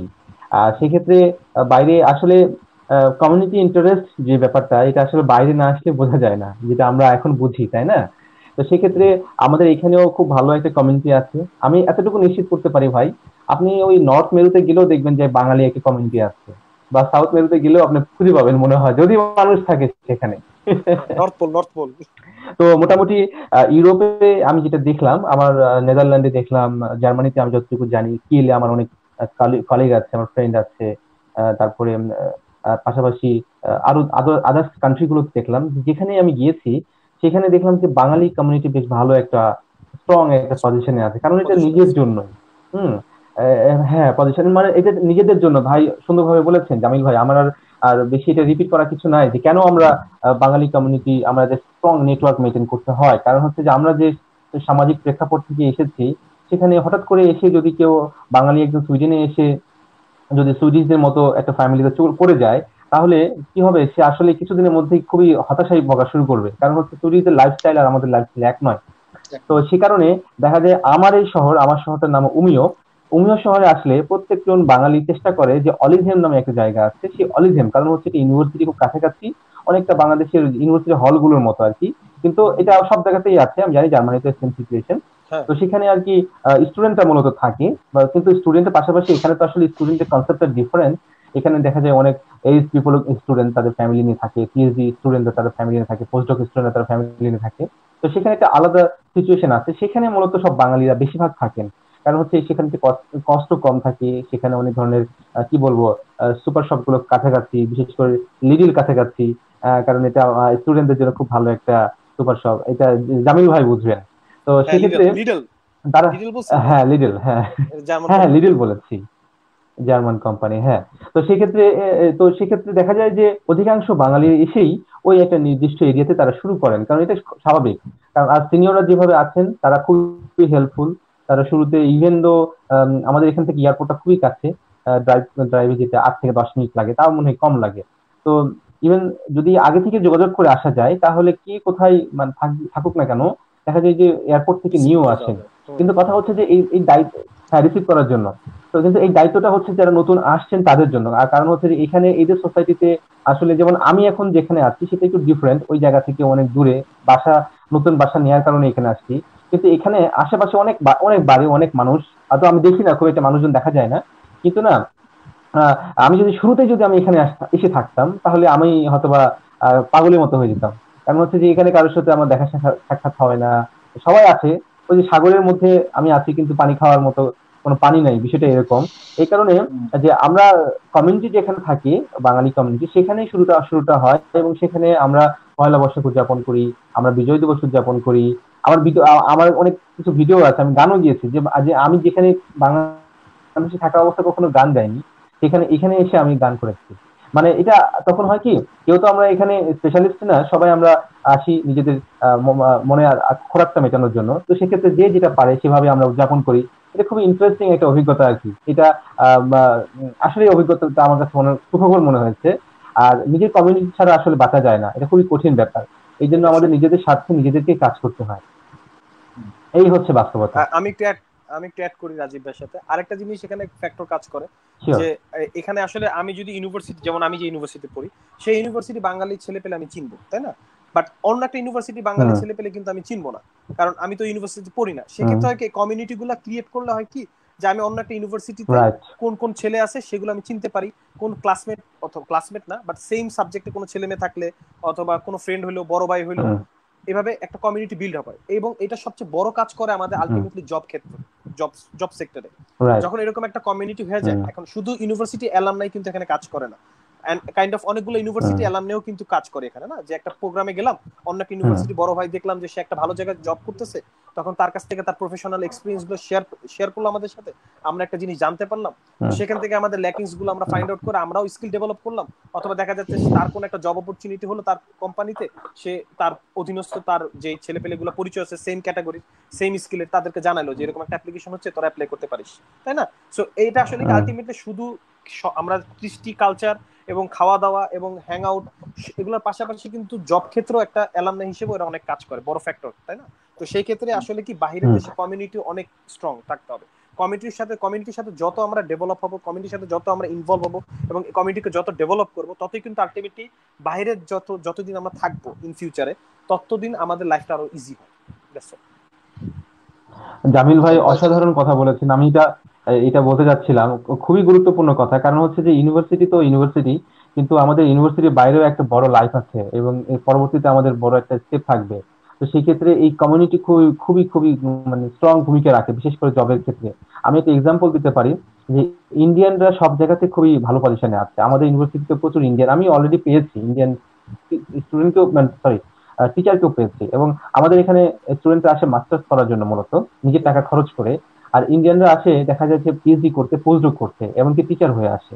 তো ওদের সাথে আমাদের অনেক পার্থক্য। এই একটা কারণ কি জানেন? এই নেটওয়ার্কিং এর কারণ, এই কমিউনিটির ইয়েস। কারণ। কারণ হচ্ছে যে আমরা আমরা দেখেছি যে যেসব ডিপার্টমেন্ট গুলোতে ইন্ডিয়ান প্রফেসর আছে তারা কি করে, ইন্ডিয়া থেকে নতুন স্টুডেন্টকে গ্র্যাব করে নিয়ে আসে, যেটা বাংলাদেশে আসলে করে খুবই কম। খুবই কম। এবং তাদের মধ্যে একটা ভালো ইউনিটি আছে, তারা সেটা বিল্ড আপ করার চেষ্টা করে, এবং তারা সত্যি একে অপরকে খুব হেল্প করে। এই এই নেটওয়ার্ক ছাড়া, এই কমিউনিকেশন ছাড়া আসলে বাইরে এসে কোনোভাবে মানে নতুন করে কোনো কিছু স্টার্ট করা খুবই টাফ। তো খুবই টাফ। ইন্ডিয়ানরা এই ব্যাপারে সত্যি খুবই সফল। আমরা বাংলাদেশিরাও তাদেরকে এটা তাদের কাছ কিন্তু থেকে শিখছি বলা রাজীব যায়। ভাই রাজীব ভাই কিন্তু এটা পজিটিভ ওয়েতে বলছে, কারণ আসলে নেটওয়ার্কিং কিন্তু একটা খুবই হ্যাঁ। গুরুত্বপূর্ণ বিষয়। আমার জার্মানিতে আমার সাবজেক্টেও আমি দেখেছি ইন্ডিয়ানদের খুবই মানে হাই লেভেলের নেটওয়ার্ক। যে আমি যে জিনিস জানছি আজকে, দেখা যায় যে 3 দিন আগে 4-5টা ছেলে সেই জিনিস জেনে ফেলছে। তো কিভাবে জানছো? তো ও বলছে, আরে ওর সাথে তো আমারও সম্পর্ক আছে, ও তো আমারে বলে নাই। কিন্তু ওদের ভিতরে কিন্তু আসলে নেটওয়ার্কিংটা খুবই ভালো, এবং আলটিমেটলি এই নেটওয়ার্কিংটা ওরা কিন্তু জব ক্ষেত্রেই বেসিক্যালি কাজে লাগায়। ইউনিভার্সিটি থেকে বেসিক্যালি ওরা জব ক্ষেত্রে যখন জবে যায়, তখনই এই জিনিসটার প্রভাব বেশি দেখা যায়। যে আমি একটা ইন্টারভিউ দিতে গেলাম, দেখা যাচ্ছে যে এখানে 2টা ইন্ডিয়ান ছেলে হয়ে যাচ্ছে, পরে জানতে পারলাম তাকে রেফার করা হয়েছে। আর রাজীব ভাই হয়তো জানবেন, আমাদের এখানে কিন্তু আমি মোস্ট অফ দ্যাট, আমি একটু আগে বলেছি যে আমি অ্যাপ্লিকেশন করতেছি ইন্টার্নশিপ এবং জবের ক্ষেত্রে। তো প্রত্যেকটা জায়গায় কিন্তু অপশন থাকেই যে আমি কি কাউকে চিনি এই কোম্পানির, যদি চিনি তাহলে if yes then mention the name and position. So referral কিন্তু আসলেই থাকে। রেফারেন্স কিন্তু বাংলাদেশে আমরা কিরকম রেফারেন্স দিই, ফোন দেই মামা চাচা যেটা হয়, কিন্তু বাইরের দেশে কিন্তু আসলে না, অফিসিয়ালি কিন্তু রেফারেন্স আছে। এটা ভাইয়া বলবেন ভালো করে, রাজীব ভাইয়া। অ্যাপ্লিকেশনে একটা অপশনই থাকে যে এই কোম্পানিতে কেউ আপনার পরিচিত জব করে কিনা। সো এর জন্য রেফারাল কিন্তু একটা মানে আই মিন খুবই বহুত একটা কাজ করে জব ক্ষেত্রে। হ্যাঁ, জামিল ভাই খুবই গুরুত্বপূর্ণ একটা কথা বলেছেন। কারণ হচ্ছে যে সুইডেনে আপনি কোনো জব পাবেন কিন্তু আপনার কোনো রেফারেন্স থাকবে না, এটা হতেই পারে না। এখানকার যে কালচার, জবের কালচার, এখানে এসে এখানে এসে একটা রেফারেন্স কালেক্ট করতে একটা ছেলেকে অনেক ঘোরাঘুরি করতে হয়। অনেক কাঠখড় কারণ পোড়াতে হচ্ছে হতো। যে আমাদের কাঠখড় পোড়াতে হয়। কারণ হচ্ছে আমাদের মতো দেশে মানে এইখানে আসলে সুইডিশ কালচারটা আমি আমি দেখেছি পুরোটা ট্রাস্টের উপরে ডেভেলপ হয়েছে, পুরোটাই হ্যাঁ বিশ্বাসের উপর ডেভেলপ হয়েছে। কারণ হচ্ছে যে এখানে একটা মানুষের মুখের কথার অনেক ভ্যালু আছে। মানে একজন কিন্তু সুইডিশ কখনো চিন্তাই করতে পারে না যে আহ, আরেকজন সুইডিশ তার কাছে মিথ্যে কথা বলবে, বিষয়টা এরকম। হ্যাঁ এটাই। তো সেই ক্ষেত্রে সেই ক্ষেত্রে তারা চায় যে একটা ভালো রেফারেন্স পেতে। কারণ হচ্ছে যে আপনার সিভি দেখেছি, আপনাকে জাজ করবে, আপনার ইন্টারভিউ নিয়ে জাজ করবে, সবই ঠিক আছে, কিন্তু একটা সিভি একটা মানুষকে পুরোটা রিপ্রেজেন্ট করতে পারে না। তো দেখা যায় যে একটা মানুষের সাথে না মিশলে, কাজ না বোঝা করলে যায় না। তার সম্পর্কে যে হ্যাঁ অনেক ভালো তার গভীরতা বোঝা যায় না। এই কারণে রেফারেন্সটা খুব দরকার। যে আমাদের দেশে হতে পারে যে হ্যাঁ আমি তাকে চিনি, কোনো একটা বিশেষ কারণে তাকে আমি পজিটিভ বলে দিলাম, বাট এখানে সেটা কখনোই হবে না। আপনি যদি কোথাও জব করেন মানে এবং কারো নাম যদি আপনার রেফারেন্সে লিখেন, সিভিতে লেখেন, তাহলে সে কিন্তু আপনার সম্পর্কে যতটুকু জানে, যতটুকু মনে করে, তার একটু এদিক ওদিক করে কিছু বলবে না, একদম এক্সাক্ট কথাটাই বলবে। এক্স্যাক্টলি এই কারণে কথাটাই। জি, এই কারণে রেফারেন্সিংটা ইউরোপিয়ান কান্ট্রি বা ডেভেলপ কান্ট্রি গুলোতে, যেগুলো যে খুবই ট্রাস্ট বেসড কান্ট্রি, সেখানে খুবই গুরুত্বপূর্ণ। তারা খুবই এটাকে প্রেফার করে। আর যদি এমন হয় যে ভাই যেটা বললেন যে কোম্পানিতে যদি কোনো মানে পরিচিত কেউ থেকে থাকে, তাহলে তো তারা আরো বেশি প্রেফার করে। কারণ হচ্ছে যে তারা তার মাধ্যমে তার সম্পর্কে ভালো জানতে পারবে, এটা তাদের জন্য হুম হুম। একটা অনেক বড় সিকিউরিটি হিসেবে কাজ অ্যাডভান্টেজ। করে সত্যিকার অর্থে। একটা আননোন, হ্যাঁ অ্যাডভান্টেজ, একজন আননোন পিপলকে নেওয়া চাইতে তারা প্রত্যেক কাছে নন পিপলকে নেওয়াটা তাদের জন্য বেশি প্রেফারেবল মনে হয়, কারণ তারা আসলে মানুষকে অফকোর্স। বিশ্বাস করে। তারা এটা কখনোই ভাবতেই পারবে না যে রেফারেন্স হিসেবে যার নামটা ইউজ করা হচ্ছে সে কখনো ভুল কথা বলবে বা একটু অবশ্যই। মিসলিডিং কথা বলবে বা ম্যানিপুলেশন করবে। তো এটা একটা পুরোটাই মানে ডিফারেন্ট ইস্যু, যেটা বাংলাদেশ থেকে আসলে আমাদের কাছে অনেক পার্থক্য মনে হয়েছে, এই আর কি। যাক, খুব ভালো কথা বলছেন ভাই আসলে। আর এইদিকে আসলে যদি আমরা ফয়সালের কথা চিন্তা করি, মালয়েশিয়া হচ্ছে বাংলাদেশের খুব পাশেই দেশ, এবং হুম। আহ হুম। মানে এদের কমিউনিটির অভাব নাই আসলে, মালয়েশিয়া বাংলাদেশ কমিউনিটির অভাব নাই। এটা ফার্স্ট হচ্ছে লার্জেস্ট ফরেনার্স। হ্যাঁ সেকেন্ড হোম নাকি? তো হ্যাঁ। ফয়সাল, তুমি খুব মানে ভালো জায়গায় আছো, তুমি মা আর বাবাকে ছাড়া আর কাউরে মিস করার দরকার পড়ে না এখানে। আবার তুমি, যাই হোক ভাই, আপনাদের আসলে অসংখ্য ধন্যবাদ। আমি স্পেশালি রাজীব ভাইকে ধন্যবাদ জানাই, যে আসলে রাজীব ভাই আপনি আমার এই আমাদের এই আড্ডাটার আসলে ভ্যালু অনেক গুণ বাড়াইছেন। হ্যাঁ, আর ধন্যবাদ রাজীব মানে ভাই। এত অনেক কিছু সব শিখতে আইডিয়া পারছি আমরা। দিচ্ছেন। আপনাকে অনেক হ্যাঁ, ধন্যবাদ। আপনি আসলে টিচার মানুষ, সেটা আপনার কথা শুনে বোঝা যায়। খুব সাজানো গোছানো কথা বলেন আপনি, এবং হ্যাঁ খুব স্মুথ আপনার কথাগুলা। আমরা খুব মানে খুব এনজয় করছি আপনার কথাগুলা। আর সাফায়াত ভাই, আপনি আসলে অনেক ইনফরমেটিভ কিছু দিলেন, ইনফরমেশন দিলেন। ফয়সাল, তোমাকেও ধন্যবাদ। আসলে ধন্যবাদ আমরা সবাইকে। প্রায় দেড় ঘন্টা ছিলাম ভাই আজকে, মানে হ্যাঁ। 1 ঘন্টা অনেক। 33 মিনিট। আমি টার্গেট নিয়ে রাখছিলাম সর্বোচ্চ 30-40 মিনিট। বাট আসলে এত কথা বললেন আপনারা, এত ইনফরমেটিভ কথাগুলো বললেন, যে আসলে আমি চিন্তা করছি যে এই কথাগুলো আসলে টাইম দিয়ে আটকানো সম্ভব না। আমি হয়তো বা টাইম দিয়ে আটকালেও এটা হবে যে ওই যে সংবাদ শিরোনামের মতো, বিস্তারিত কিছুই জানতে পারলাম এনাফ। না। তো আমিও আজকে আসান, আসলে আসান তোমাকে ইউরোপের অনেক ধন্যবাদ। সম্বন্ধে, হ্যাঁ বলেন। আচ্ছা আসান, তোমাকে বলেন অনেক না। ধন্যবাদ এরকম একটা প্রোগ্রাম ম্যানেজ করার জন্য। আর রাজীব ভাই আসলে হঠাৎ করে আসছে লাইভে, আসার পর যেভাবে উনি ইনফরমেশন দিল, আসলে আমরা তিনজনকে চিনি। তো আমরা তিনজনকে আসলে আমরা অনেক ভালোভাবে চিনি। তো রাজীব ভাইয়ের সাথে পরিচয় খুবই ভালো লাগলো। আর আরেকটা আসান, তোমাকে অবশ্যই অনেক ধন্যবাদ। আর যেটা হচ্ছে কি, লাইভ 30 মিনিট হোক 40 মিনিট হোক আর দেড় ঘন্টা হোক, যার প্রয়োজন সে 1.5 ঘন্টার ইনফরমেশনই শুনবে, আর যার প্রয়োজন সে 30 মিনিট ইনফরমেশনই শুনবে। সো আসলে আমরা যতটুকু ইনফরমেশন দিতে পারছি আমরা 4 জন মিলে শেয়ার করছি ইনফরমেশন। তো তাতে যদি কারো উপকার হয় আমরা অবশ্যই আমাদের এই লাইফটা সাকসেস হবে, আমি এটা আশা করি। সবাইকে ধন্যবাদ। রাজীব ভাই কিছু বলতে চান? জি, আহসান ভাইকে প্রথমেই ধন্যবাদ জানাচ্ছি অসাধারণ একটা উদ্যোগ আয়োজনের জন্য। প্রথমত আমার ধারণা ছিল না, হঠাৎ করে আপনাদের লাইভকে দেখে, আপনাদের আলোচনাটা দেখে, যেহেতু জার্মানিতে আছেন ভাই, জামিল ভাই ওদিকে, ফয়সাল ভাই আছেন মালয়েশিয়াতে, তো আপনাদের এই আলোচনা দেখে মনে হলো দেখি যেহেতু আহসান ভাইয়ের সাথে আমি জয়েন করতে পারি কিনা, মানে অনেক কিছু জানতে পারবো, শিখতে পারবো, বিশেষ করে আপনাদের কাছ থেকে। তো এই জন্য আসলে মানে এখানে জয়েন করা। আর আমিও অনেক কিছু জানতে পারলাম আপনাদের কাছ থেকে, আসলে জানার কোনো শেষ নাই এখানে। মানে এমন একটা দুনিয়াটা, এমন একটা ব্যাপার যে সবার কাছ থেকেই সবকিছু শেখা যায়। আর এটা খুবই একটা ইন্টারেস্টিং ছিল এই লাইফটা, অনেক কিছু জানতে পারলাম, আমি বুঝতে পারলাম। আর কি বলবো, ফয়সাল ভাই আপনাকে শুভকামনা আপনার পিএইচডির জন্য, জামিল ভাই আপনাকেও শুভকামনা আপনার পড়াশোনার জন্য, জবের জন্য। এখন কথা হচ্ছে আহসান ভাই হয়তো বা দ্রুত হয়তো বাইরে চলে আসবেন, বা জানি না ওনার ফিউচার প্ল্যান কি।